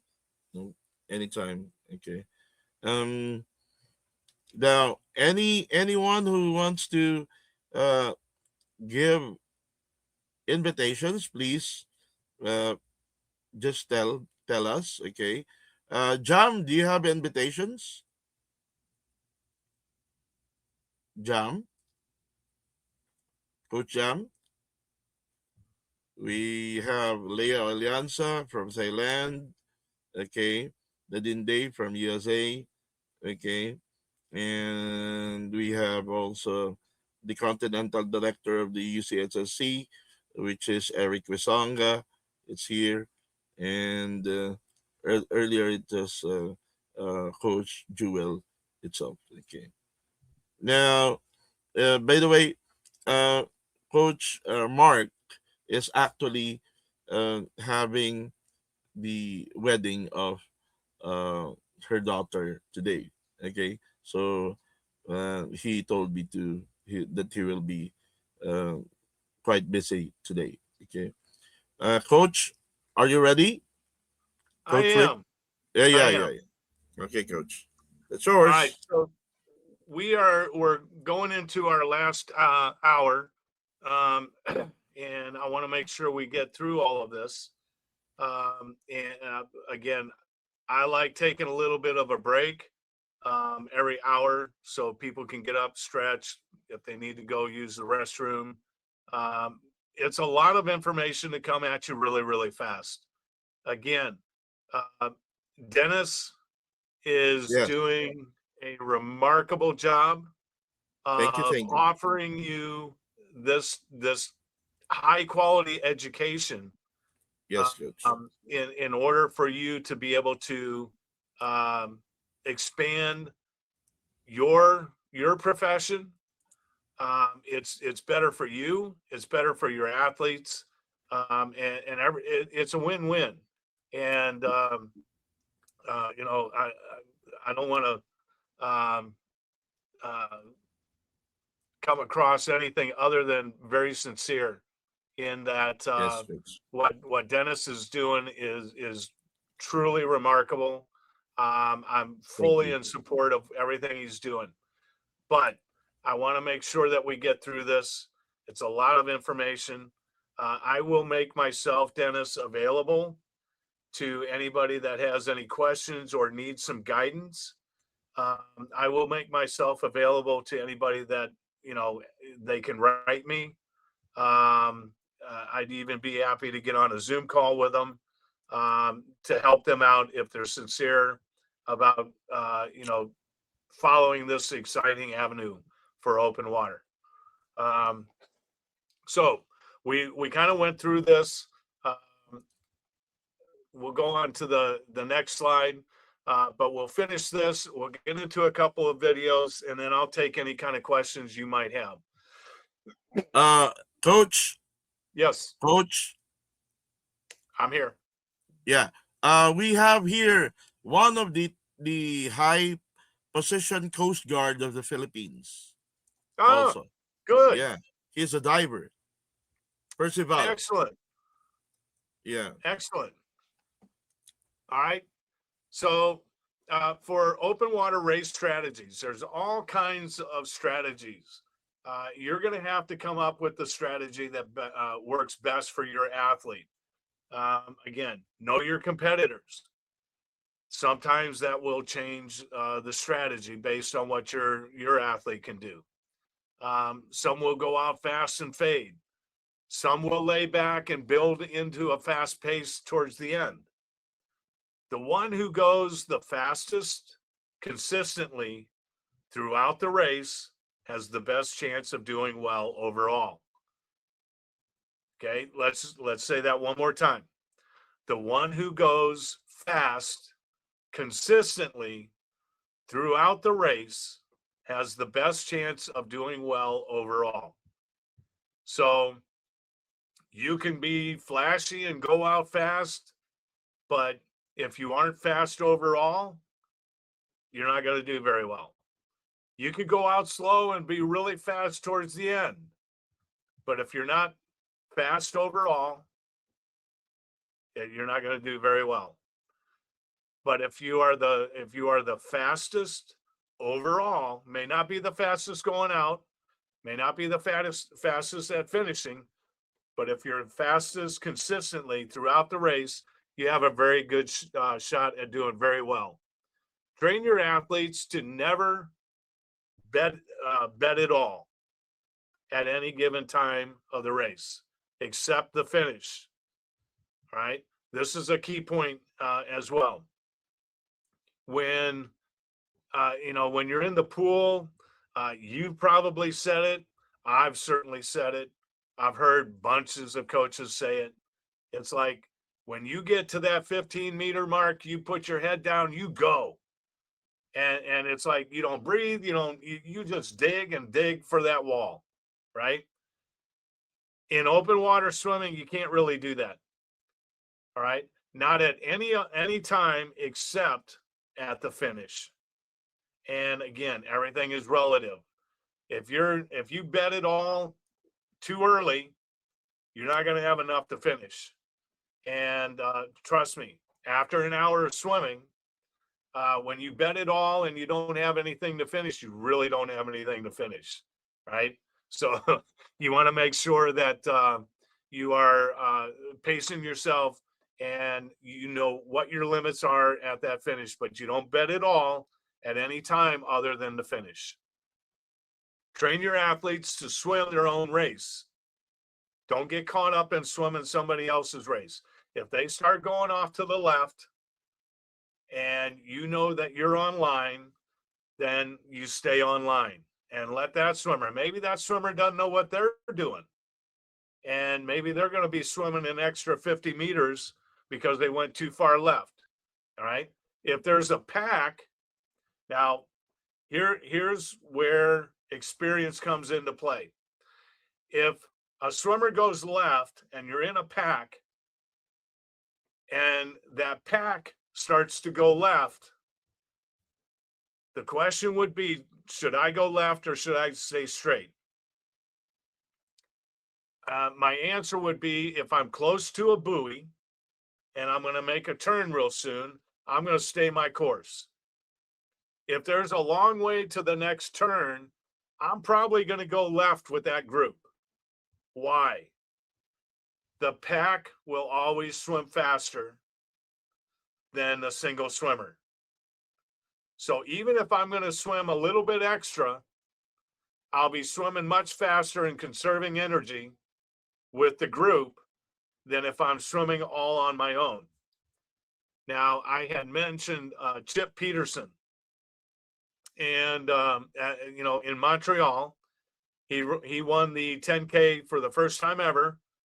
It was ever conducted by World Aquatics. And we knew the Canadian swimmer. We knew how he swam. And Chip, his coach, and myself, we sat down, we talked about it, and he said, what if I want to just go? And I said, okay, well, he's going to finish really, really strong. And he goes, yeah, but what if I'm more comfortable if I'm swimming up in the front? And I mean, not by a little bit of front, way up front. And I said, if that's your race, then that's what you got to do. Just understand that there's going to be a group behind you that's going to have more energy. So if you're comfortable, then commit to it. Don't commit to it and keep looking back. So he did that at a specific time during the race, and it threw everybody off. It was like, well, that's not the Canadian swimmer. That's somebody else. And they all thought he was going to die. And this was part of his race plan. I feel better up front, not messing around with the games that are happening behind. So he did. He went up front, and he won by a wide margin, and beat, again, the world's best, open water swimmer out there for, the past 5 years. So those are all things that you need to take into consideration. All right. If another athlete can help them be a better swimmer or to a better swim, then by all means use them. So for example, if a swimmer, you're swimming side by side, their pace is slightly better, then slip right behind them and have them pull you along. It's obviously the easier way to go. Do not let them be used by other athletes by taking your swimmer out of their race. All right. So don't get caught up in the game of, hey, they went left, they went right. Now I'm confused. I don't know what I'm doing. I'm not thinking about it. I'm getting more frustrated at what the swimmer's doing in front. You can't, your swimmer's got to be prepared to be able to say whatever. The race is going to start at 10 a.m. and it doesn't start till 10:15, whatever. It's supposed to be a calm water swim, but now it's choppy, whatever. That's the mentality that swimmer's got to have. And I'll tell you what, if that swimmer can take that mentality that they learned from open water and put it into the pool, they're going to be a better pool swimmer, because they'll be so focused on just what matters, just what's important, than they ever will be, than they had before. And you know as well as I do, we all do it. I do it when I wake up. You know, it's like all these things start flooding you, and it just gets in the way, right? If I can brush aside the things that don't matter and focus in on what does, I'm I'm I'm going to be so productive. And that's the way, you know, I fight and I battle that every day. You do too as a coach. You got to help your athletes do the same. It's going to be better for them.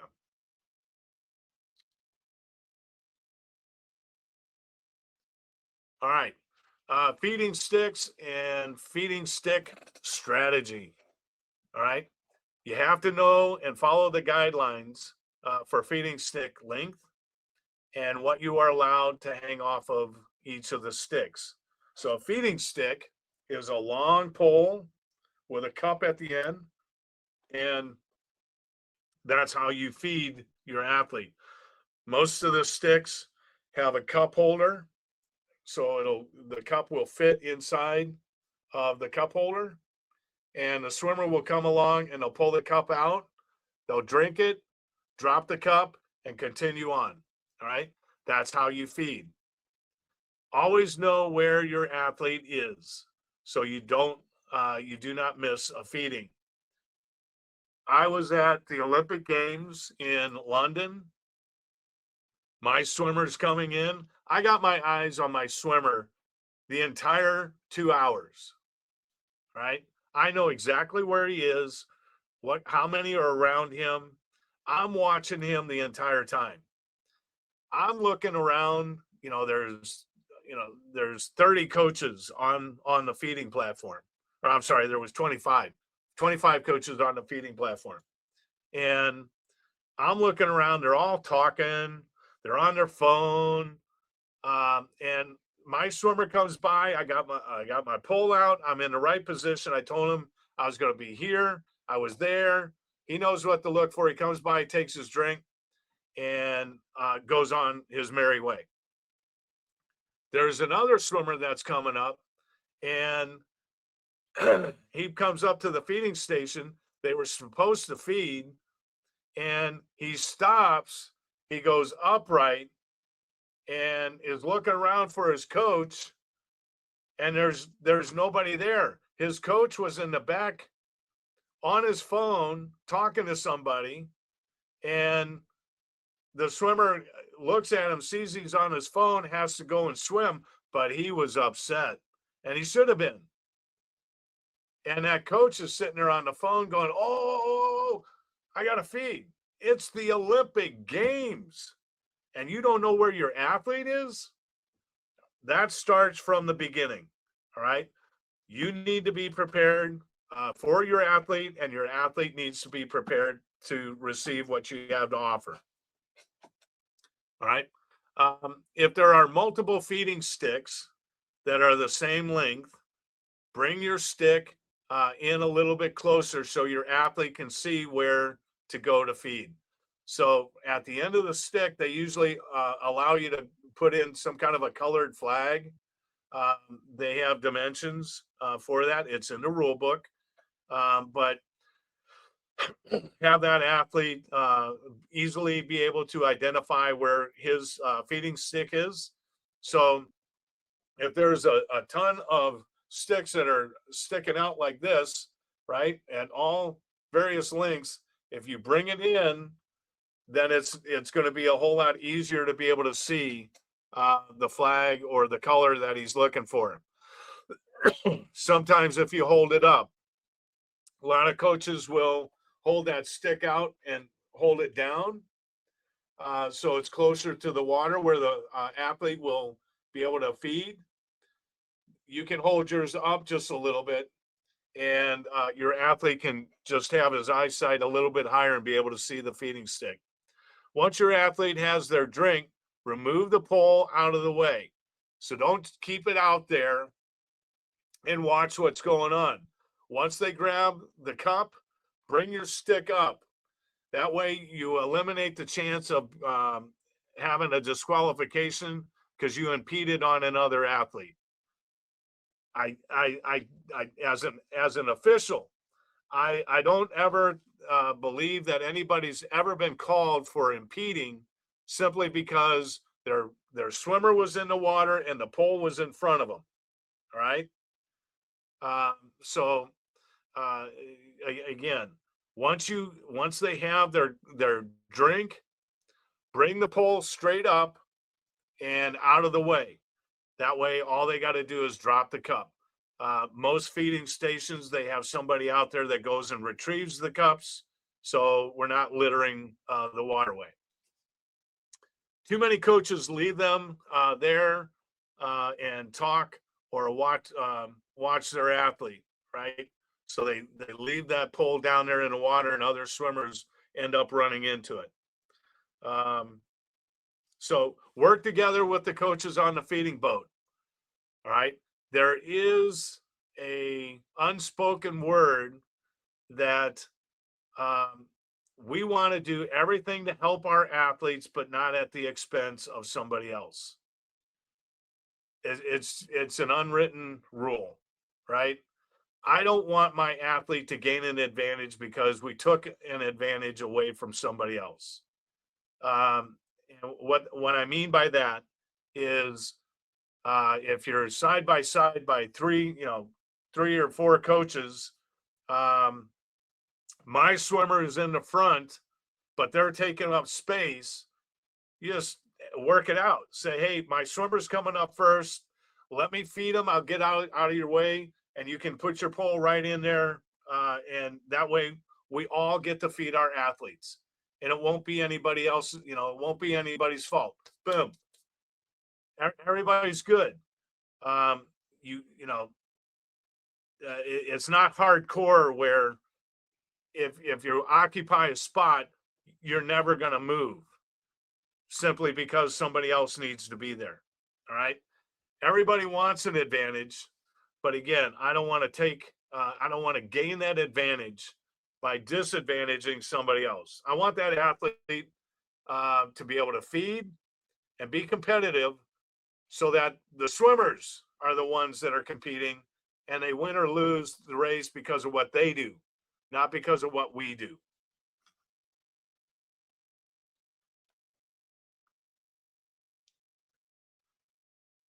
All right. Use a collapsible stick.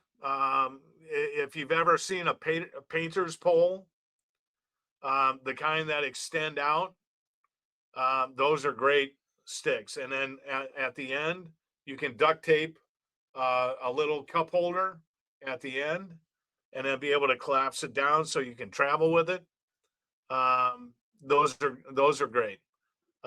Something that measures what you need, but can easily be compacted in the store as luggage. Take the end off, the thing that holds the brush or the roller, and you can take that off at the end, and then again duct tape or affix onto a cup holder at the end. You got yourself a good feeding stick. There are specific guidelines on what is allowed to hang off the feeding sticks. Like I said, the flag or the marker. Make sure that the flag you use is a bright version of your flag. All right. Not a dull color, just going to blend in with everything else. Something nice and bright.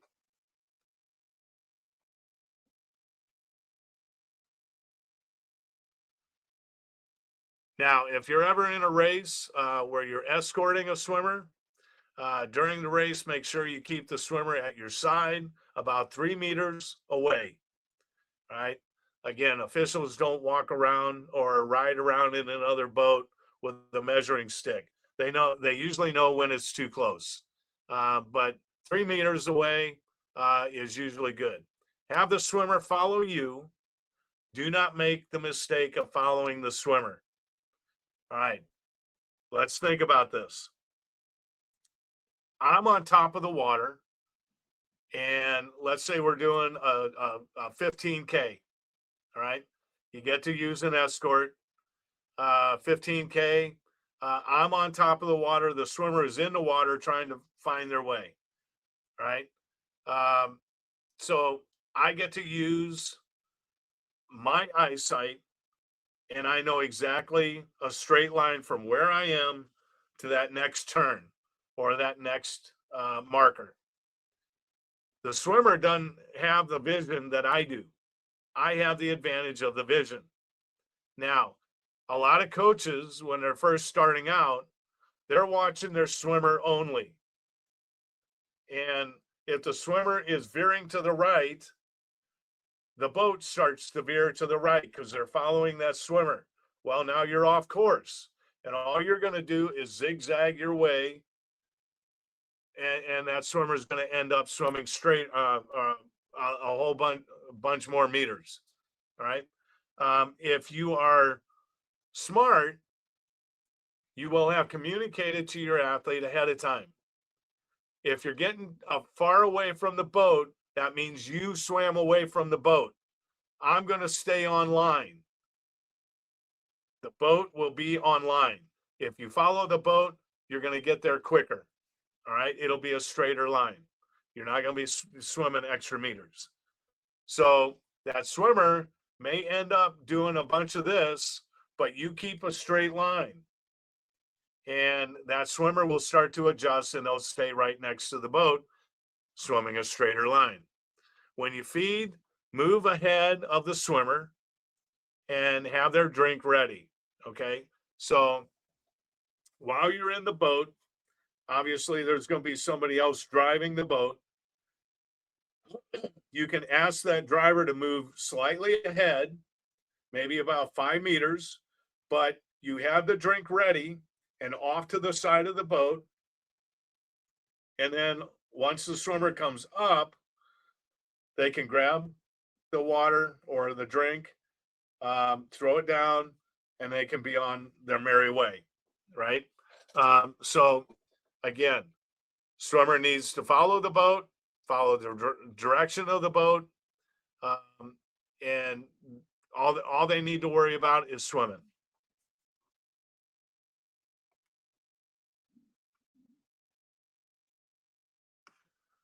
All right, finding good places to train for open water. Do not swim in a body of water that you do not know the cleanliness. If you don't know how clean that water is, don't do it. All right, don't get into it. Make sure you know the depths.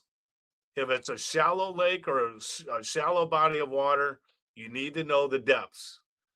Do not allow your athletes to dive into the water you are not completely knowledgeable about. Pretty much, these days, there's too many examples of even qualified, knowledgeable, very good athletes who have, they dove into some water and it was too shallow. They broke their back and they're paralyzed. So right now, anytime I enter the water, especially if I can't see the bottom, I'm jumping. If at all possible, actually, I'm pretty much going to slide in the water. But I'd rather repair broken legs than a broken back. So make sure that you know what the water levels are, so that your athletes can be safe. Make sure that you've got access to a support craft. If you don't, you need to reconsider what you're doing. Is there easy access in case of emergency? We've discussed this before. You need to be able to get to that access point as quickly as possible. If you're too far away, you need to have a different access point. All right. what does the bottom consist of? Is it mud? Is it rock? Um, is it have tree roots?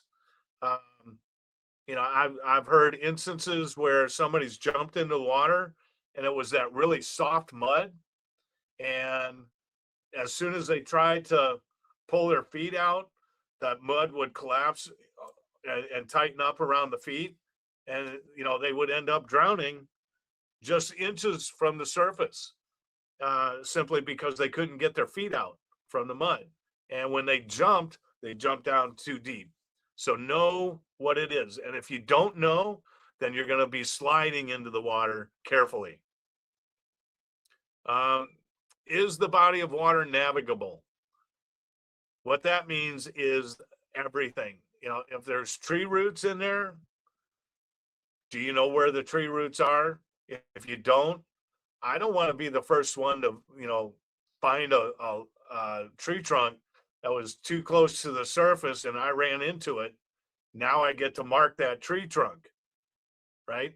Uh, it's just, you need to know what you're doing. And, before you put your athletes into any risk.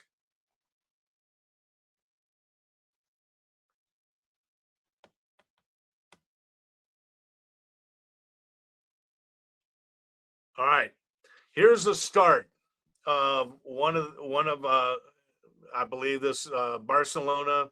This is probably a world championship. All right, here's a start.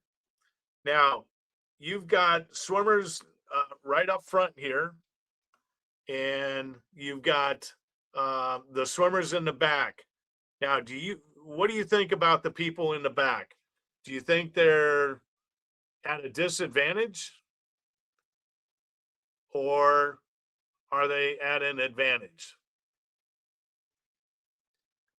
Okay, that would be a question that I would be asking. It would be a question I would expect, but I would tell you the ones in the back, especially at this level, a world championship level, they have chosen to be in the back, because if you look at the number of swimmers and the energy that's going in the water right now up front, the swimmers in the back are saying, hey, I'm going to avoid that. And I'm going to be, instead of them, bouncing into each other once they hit the water and slowing down and taking their first stroke and taking an elbow to a chin or to to the body. I'm going to avoid all that. I'm going to wait. And as soon as they get in the water, then I'm going to go. I'm going to actually get further than they will, and with less energy. And the massive wall that's going to be created behind the swimmers up front is just going to pull me. I think that's a pretty smart move. So that's something to make sure you consider. And, these are all strategies. There is a wealth of knowledge on the internet. If you go to YouTube and put in open water start or examples of open water racing starts, finishes, pack swimming, and you've got a bunch of information out there. Now, Nadine Day was just on, and she's the chairman of the Masters Open Water, or Masters Swimming, and I believe that's open water. But US Masters has a bunch of videos out there. Those are all good videos to watch. I still watch them today. I'm not looking for, and I don't think anybody has the only answer. I think they have great suggestions for different scenarios. It may work for my athlete, may not work for my athlete, but there are plenty of examples out there. And just because it's masters and these kids are not master swimmers yet, there's a wealth of knowledge that they offer that can help a beginner coach and a beginner athlete. to develop what it is that they're doing. When I first started out, open water was brand new.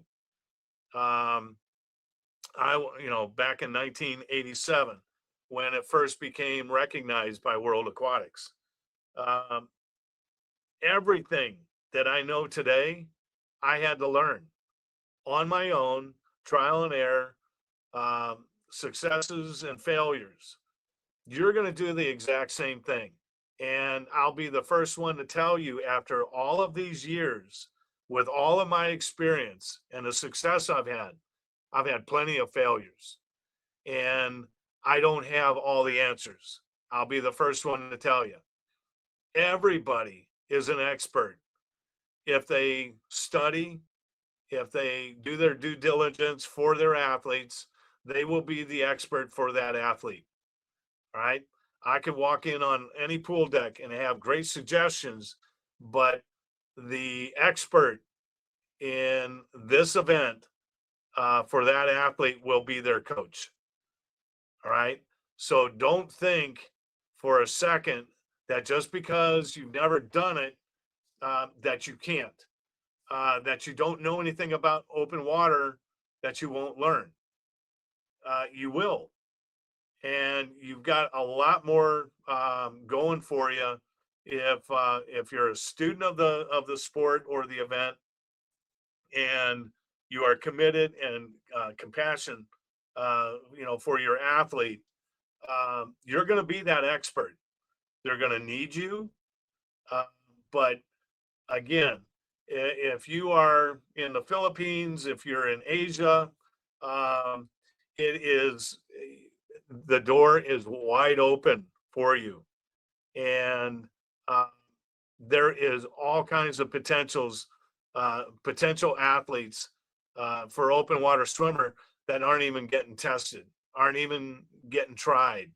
Um, Again, there's a plenty of success available if you just go out and pursue it and be committed to it.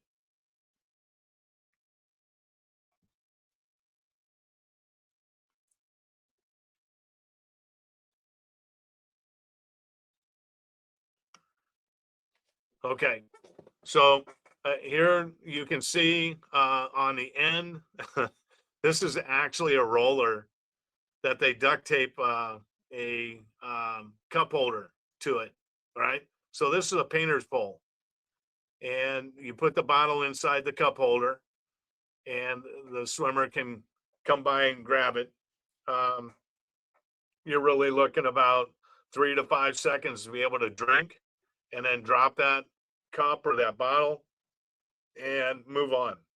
So they aren't going to spend a whole lot of time, right? Now that that swimmer's got that drink, that pole should start to go up and out of the way.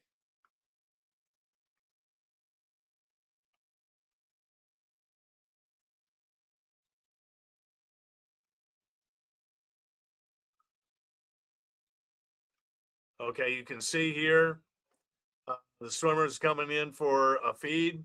Yeah, it is a madhouse. It's chaos. All right, all these swimmers all trying to find a pole. There's all these poles with things attached to it, and each swimmer is trying to find one pole. You can see at the bottom of this one in the middle of the frame, that's a South African flag, um, but it's bright orange and it's got bright pink fluid, all right, with the flag. Again, then down at the bottom, I don't know what that is, but it's bright, and it's going to be known to that athlete.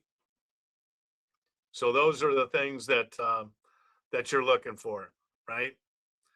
Okay, what I'd like to do now is I want to go to a video that will show you how to change your pool into an open water event or a workout, or something that you can do to use for open water workouts if you don't have access to a body of water.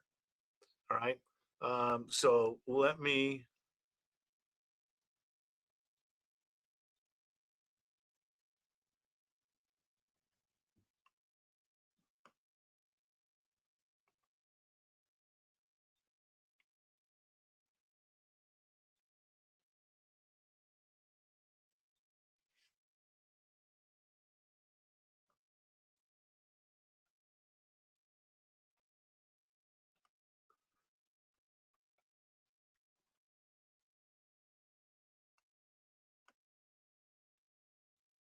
think I do it now.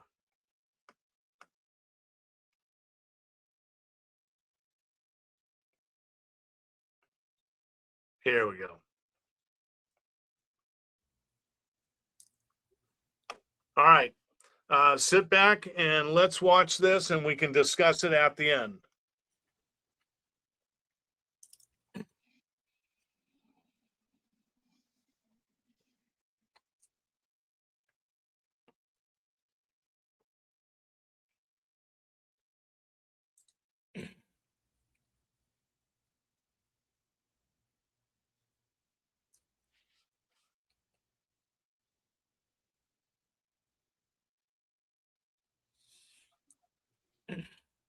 Coaches.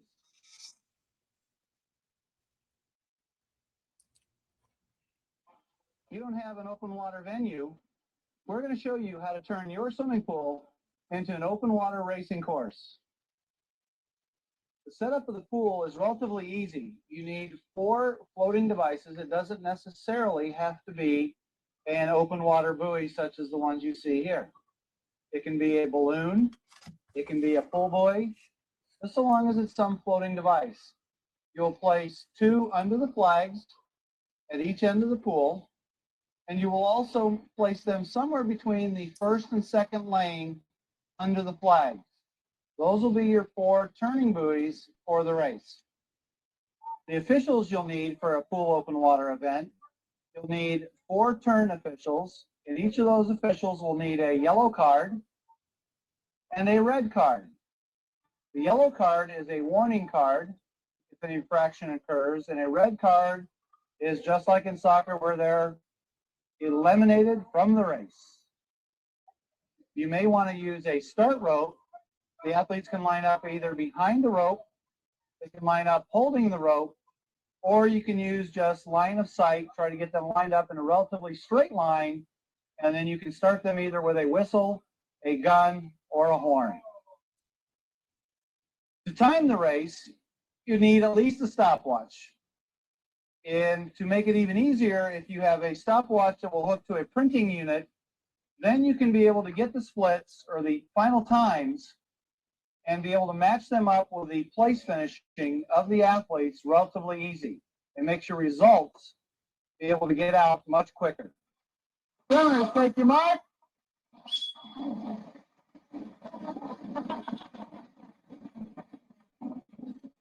The swimmers will start off, they'll race.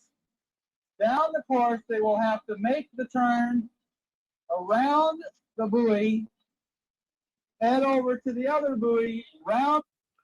All right. I'm pausing this just briefly because I want you to see how big this group is. And then what happens once they go around the first turn, and then more importantly, the second turn. So there'll be 2 turns coming up real quick, but notice how big this pack is, right? And once they get around the second turn, I want you to see what this looks like. It's really wide and very thick. After the second turn, I want you to see what that group looks like after that. Also, I want you to notice how the people on the inside here are too far to the inside, and the people on the outside, what happens to them, all because the advantage is going to be right here, right in the middle. These are all too inside, they're all too far outside. So let's watch what happens.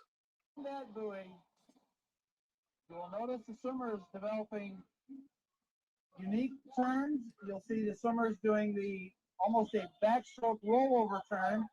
This will help them develop feeding skills in addition to being able to cut through the buoys quickly. A lot of races are won and lost on rounding of the buoys. You will see that after a couple of turns, already the swimmers have stretched themselves out. All right. Now, when we first stopped, that group was really big and really compact. Now you take a look at it and it's really thinned out. We call that the spaghetti effect. It takes something that's really a big mass, and it just kind of weans it out into one thin spaghetti. Right. The other thing I mentioned was when they first go around that turn, if you're training your athletes, make sure that they don't train to stop at the turn. If they stop, like some of the swimmers did, going around that first turn, they got pounded by everybody that was coming up behind them. All right. They're not thinking that, somebody stopped. They're going to continue. So all that, everything that happens is that they're going to get run over. All right. It'd be no different than if traffic is flowing on a highway and, out of nowhere, just one vehicle stops. Well, then everybody behind has got to slam on their brakes, and the people behind them and behind them, eventually somebody's going to not see it quick enough, and they're just going to run into each other. So you got to be real careful. Around the turn is not the place to stop. All right.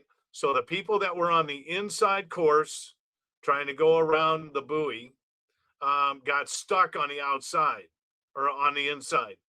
The people that were on the far outside had to swim extra. They were a little safer.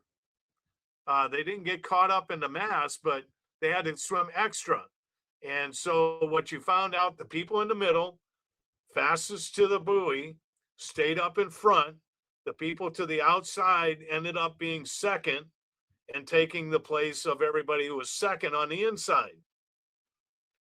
People on the inside who had to fight their way to go around the buoy ended up in the back of this pack. And you will have early leaders, and you will have folks that will start to make moves. You will see the swimmers start to put together strategies about. It'll be really evident here. On their competitors.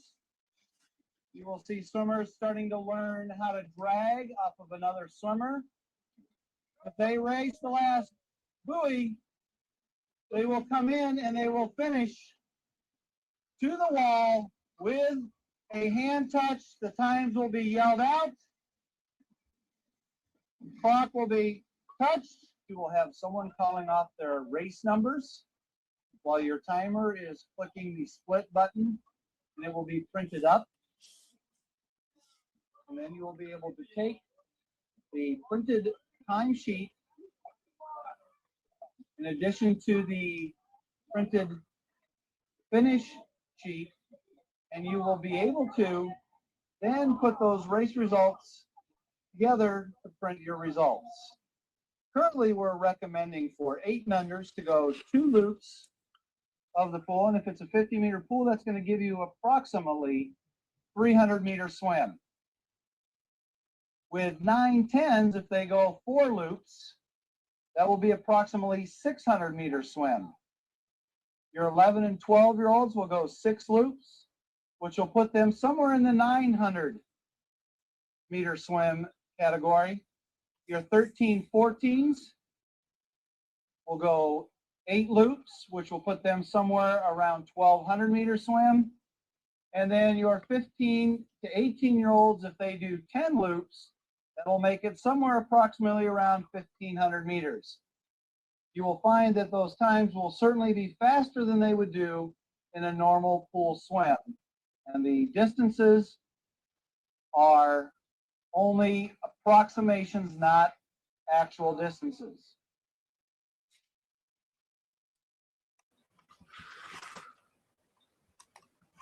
Okay, so that is what I would recommend for beginning coaches, even experienced coaches. I all the way up to the end of my career in college of coaching, we still use that, and it breaks up the monotony of training. But what it does is it also gives them a chance to experience that just before open water training, open water season.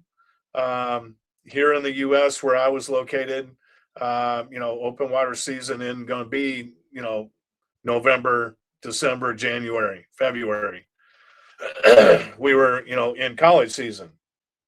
But shortly after that, many swimmers were going back home to try and make national teams and do other open water swims. So we had to prepare them. The water was typically too cold, but the pool water wasn't. So we simulated exactly what an open water swim would be like by changing our pool into that. Now, some of you may think, well, I don't have a 50-meter pool. You don't have to. Do it in a 25-yard pool. Make it a triangle. Make it a square. It's a lot of turning, but you can change that. You can go, hey, we're going to go 2 loops. Buoy's going to be on our left. Then we're going to go 2 loops. Buoy's going to be on our right. So, however you want to do that, just be creative. If you're into this and you're you got some creativity already, you've generated that as pool coaches, just take a look at what open water swim looks like and use your imagination. Nothing's really stupid. Great things have come out of open water. Some of the best lessons I've learned have come from things that I thought was stupid, turned out to be brilliant. So I encourage you to use your enthusiasm, your creativity, and turn it into something positive for your athletes and give them another opportunity because it exists out there. I'd be happy to take any questions, Dennis. I don't know if they have the ability to write in or if they have the ability to ask. But we can get There is a into question, Coach. we can There get is a into question more on specific. yeah in the box. Okay, about the flag on the poles. All the Yeah. flag of the British overseas territories look the same. Can we have a different flag, like 3-letter flag, like K? It's like that. Yeah. Yeah. I know that you have changed the rules on this, but check with the World Aquatic Rules. Um, it may be any color flag or any color, but if there's like we have the stars and stripes, right? As long as the design of the flag is the same, I believe I can have any color I want. Um, I know that in Europe, many of the flags look very similar, but take a look at World Aquatic Rules. Um, I haven't done or coached. I've officiated, but I haven't done the. I haven't done the competition where I've actually had to, prepare a feeding stick or anything like that in a long time. But check World Aquatics, and all your answers will be there as in regards to the flag. Any more questions, guys? Uh, Me, I have a question. Okay, Coach, in in in using a swim cap, okay, uh, is it possible that you you have your own flag, or without the flag? Okay, it's light color, to be identified um personally, because the color of the swim cap is like orange, or uh yellow green, really light green. Okay, it's obvious that it's a neon Right? to identify. Yeah. So if it's a local event, you've got a little more leeway in terms of what color the caps are. Many Hmm. local events will have orange caps for 9 and 10, blue caps for 11 and 12. So Thank you. they'll whatever color cap you have is your age group, Mhm. and sometimes even gender. But for an international swim, you are required to have your flag, as well as, for example, USA would have USA on it. If it were Cayman, it would be CAY. Aruba would be ARU. So you'd have to have your letters as well as your flag. You can't have anything else on there except the sponsor logo, and there's a rule and regulation for that as well. But for local swims, um, you're still following, your federation rules, but your federation has the ability to eliminate some of the strictness that World Aquatics would have, for a good reason. They're more strict, but for a local event, you've got a little more leeway to be able to use different colored caps. Guys, any more questions? Guys, any more questions? Uh, Coach, for the safety, you you the boat which is about 3 or 5 meters away from the swimmer, okay, is it also okay to put the flag or the color of the boat, okay, to be identified? Yeah, and I wouldn't overthink that too much, because the boat is really close to you. Mm-hmm. Again, the swimmer is going to be able to identify you. Mm-hmm. And again, if anybody has a swimming background, you get very in tune to what's going on around you. I remember being able to pick out my parents in a crowd, Uh-huh. a very crowded pool in the stands. I could find my parents while I was swimming. All right. So your swimmers are more than capable finding your boat that's only 3 to 5 meters away, to where you don't need special, um, factors to be able to see it. But yes, flags can be flown. Um, you got to follow maritime maritime laws, but yeah, flags can be flown from the boat. Um, but you know, I don't even know that that's going to be needed. I wouldn't overthink that one too much. Coach, another question is how to help athletes to manage pacing in varied water conditions, like uh, conditions, and read the race dynamically, especially in pack swimming situations. Yeah. So again, it's a matter of strategy, and it depends on being creative. All right. So if it's flat water, it's just like the pool. They swim just like they're in the pool. If it gets choppy, then that elbow needs to come up nice and high, but you need to roll so that that hand can come up high enough over the waves. All right. Um, that way you can continue to break through that water a lot easier. But it's just a slight adjustment. You're going to roll a little bit more, so my elbow gets up higher, and my hand's going to come up a little bit higher to get up over that wave instead of keep smacking it into the wave. That gets old. Eventually, is going to create an injury. Um, but the other thing would be, let's say you're swimming down one side of the course and you're going with the current.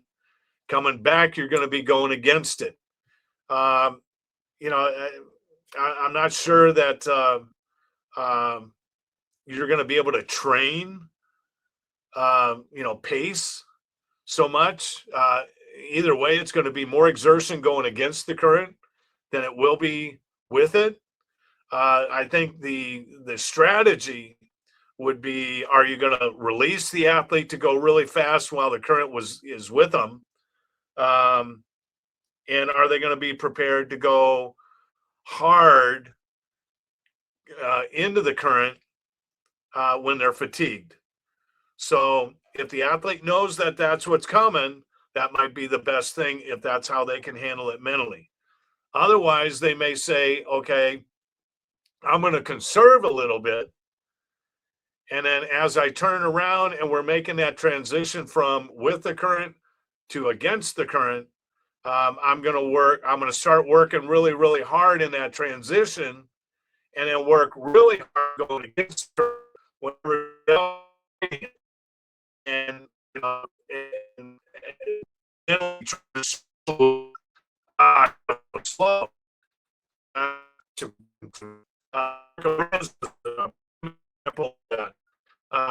she said at one point, Coach, you're losing your internet. You're choppy. okay, sorry. Uh, Rose was a classic example where the current is going to be, and she used to her disadvantage. Um, that's how I manage that.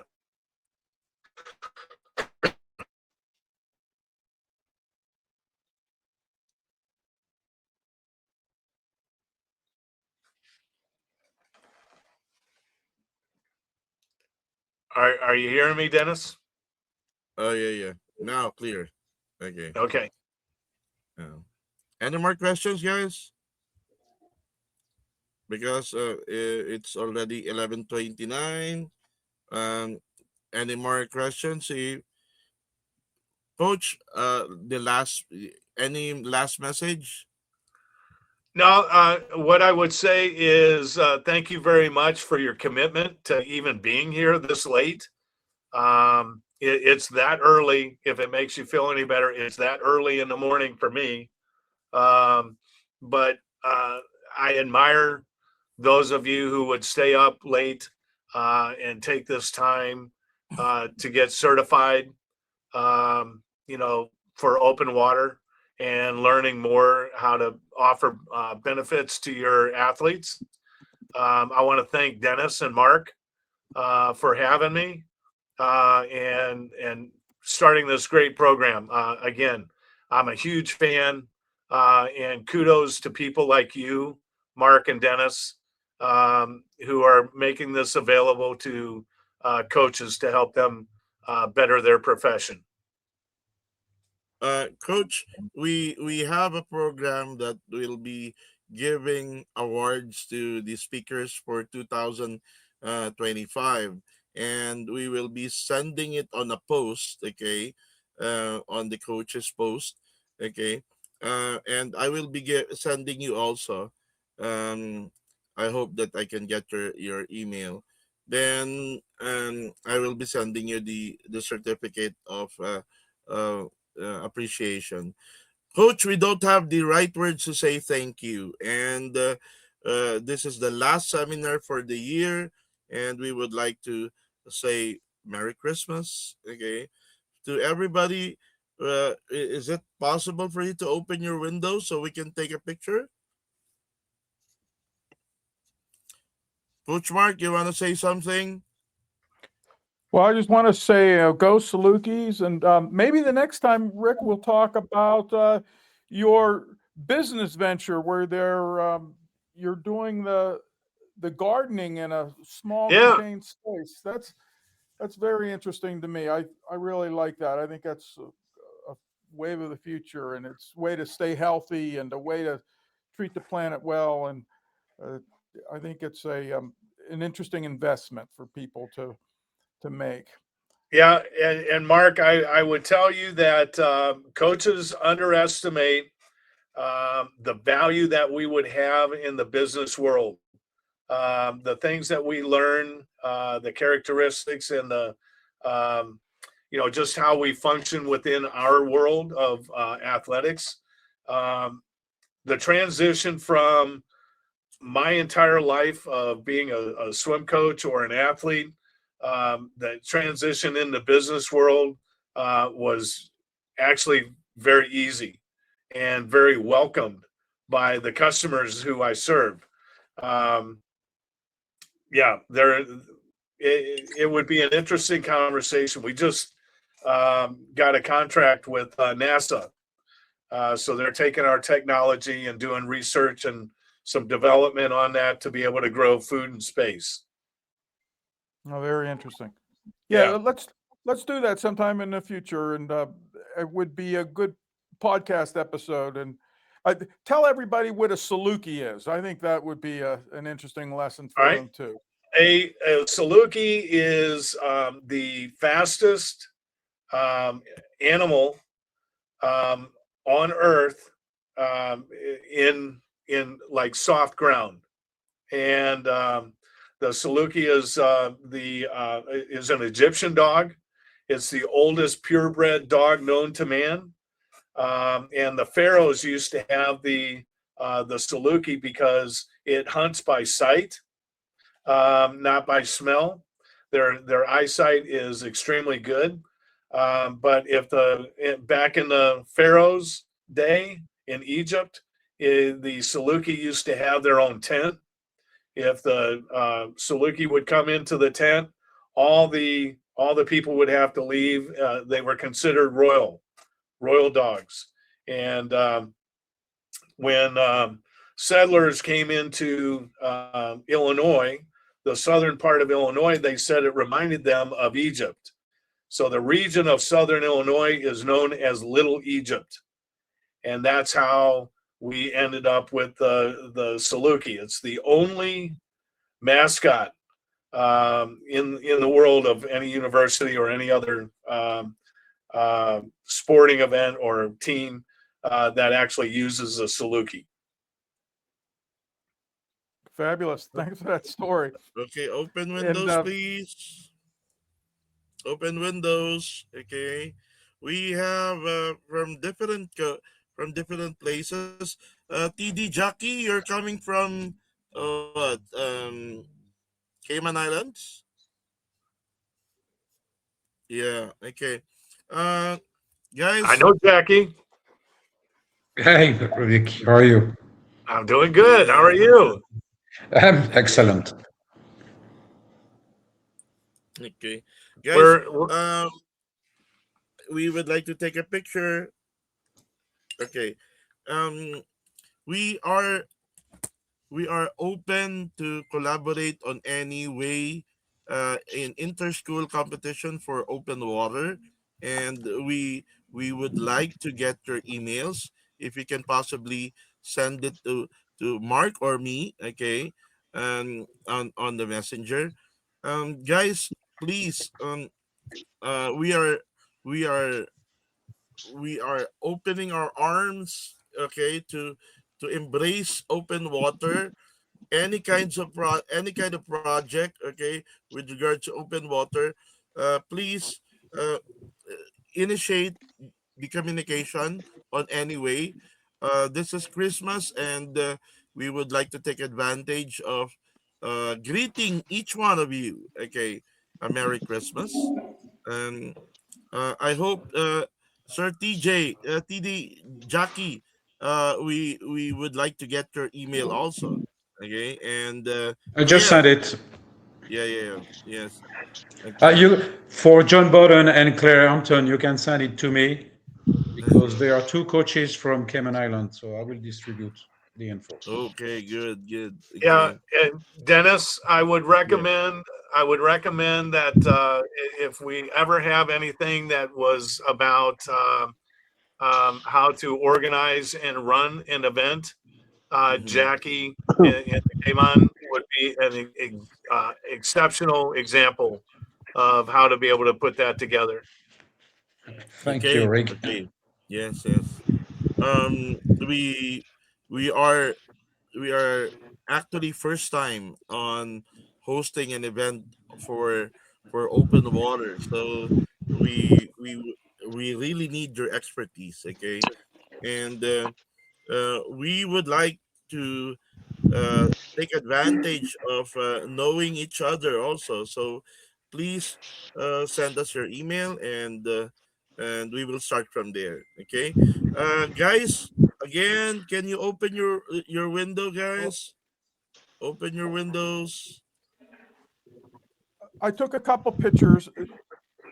When you exit the meeting room today, you'll be asked a question if you would like to leave a comment. So if anybody wants to make a comment with their video, turn their camera on, turn your microphone on, and you can leave a, a private message that will one day be public. So if you Guys, want to make a comment, this that'd is be fine. recorded, okay? We would like each one of you, this is the last seminar of the year.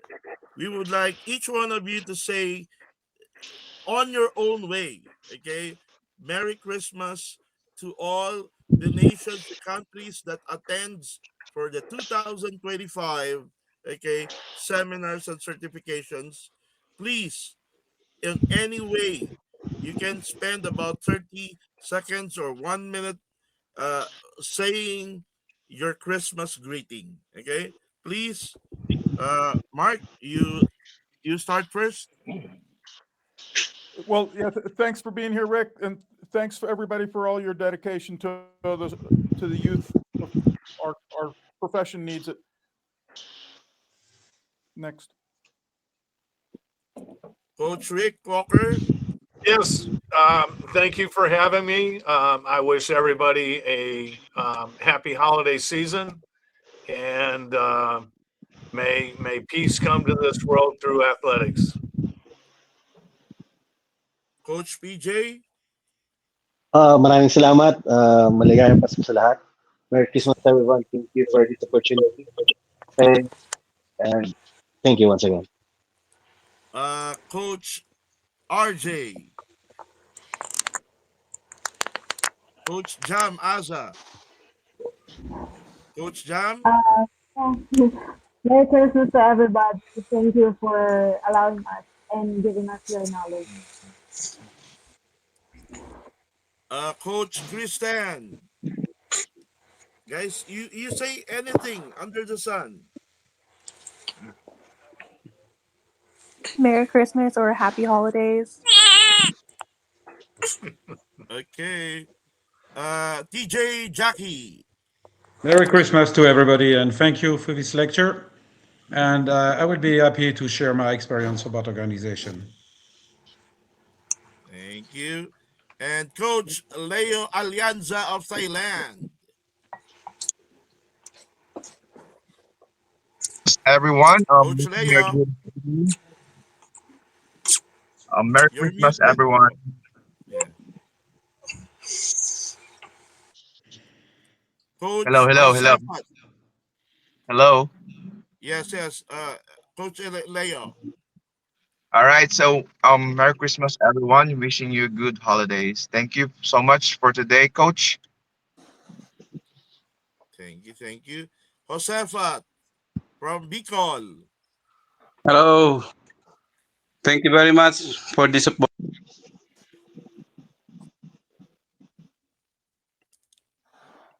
Okay. Sir Percival from Bicol. Thank you, Coach. Thank you, guys, for giving me the opportunity to be part of this group. And Merry Christmas, everyone. Thank you. Elaine. Elaine from NCR. Merry Christmas po sa lahat. Okay. Materno Baya. Claire. Hi, thank you very much. Okay, everybody. We would like to say thank you for the 2025, and we would like to say Merry Christmas and an advance Happy New Year. Okay, thank you for giving us an opportunity to serve for you guys. And in behalf of the UCSSC, Mark Rauterkus, and the president, Coach Jewel Calva, we would like to say thank you so much. Okay, again, Merry Christmas, everybody. Merry Merry Christmas. Christmas. Merry Christmas. Your certificate, please coordinate with me with regard to your certificate. Okay? Guys, please coordinate with me with regard to your certificate. Yes, sir. Please give your email to the world, uh, no, WAPSU already with Coach Mark Rauterkus. Coordinate with Coach Mark Rauterkus. Your email and any communication. Thank you. Okay, Dennis, Mark has my email. Thank you. Thank you. Coach, thank you so much. You're more than Thank welcome. you. Merry Christmas.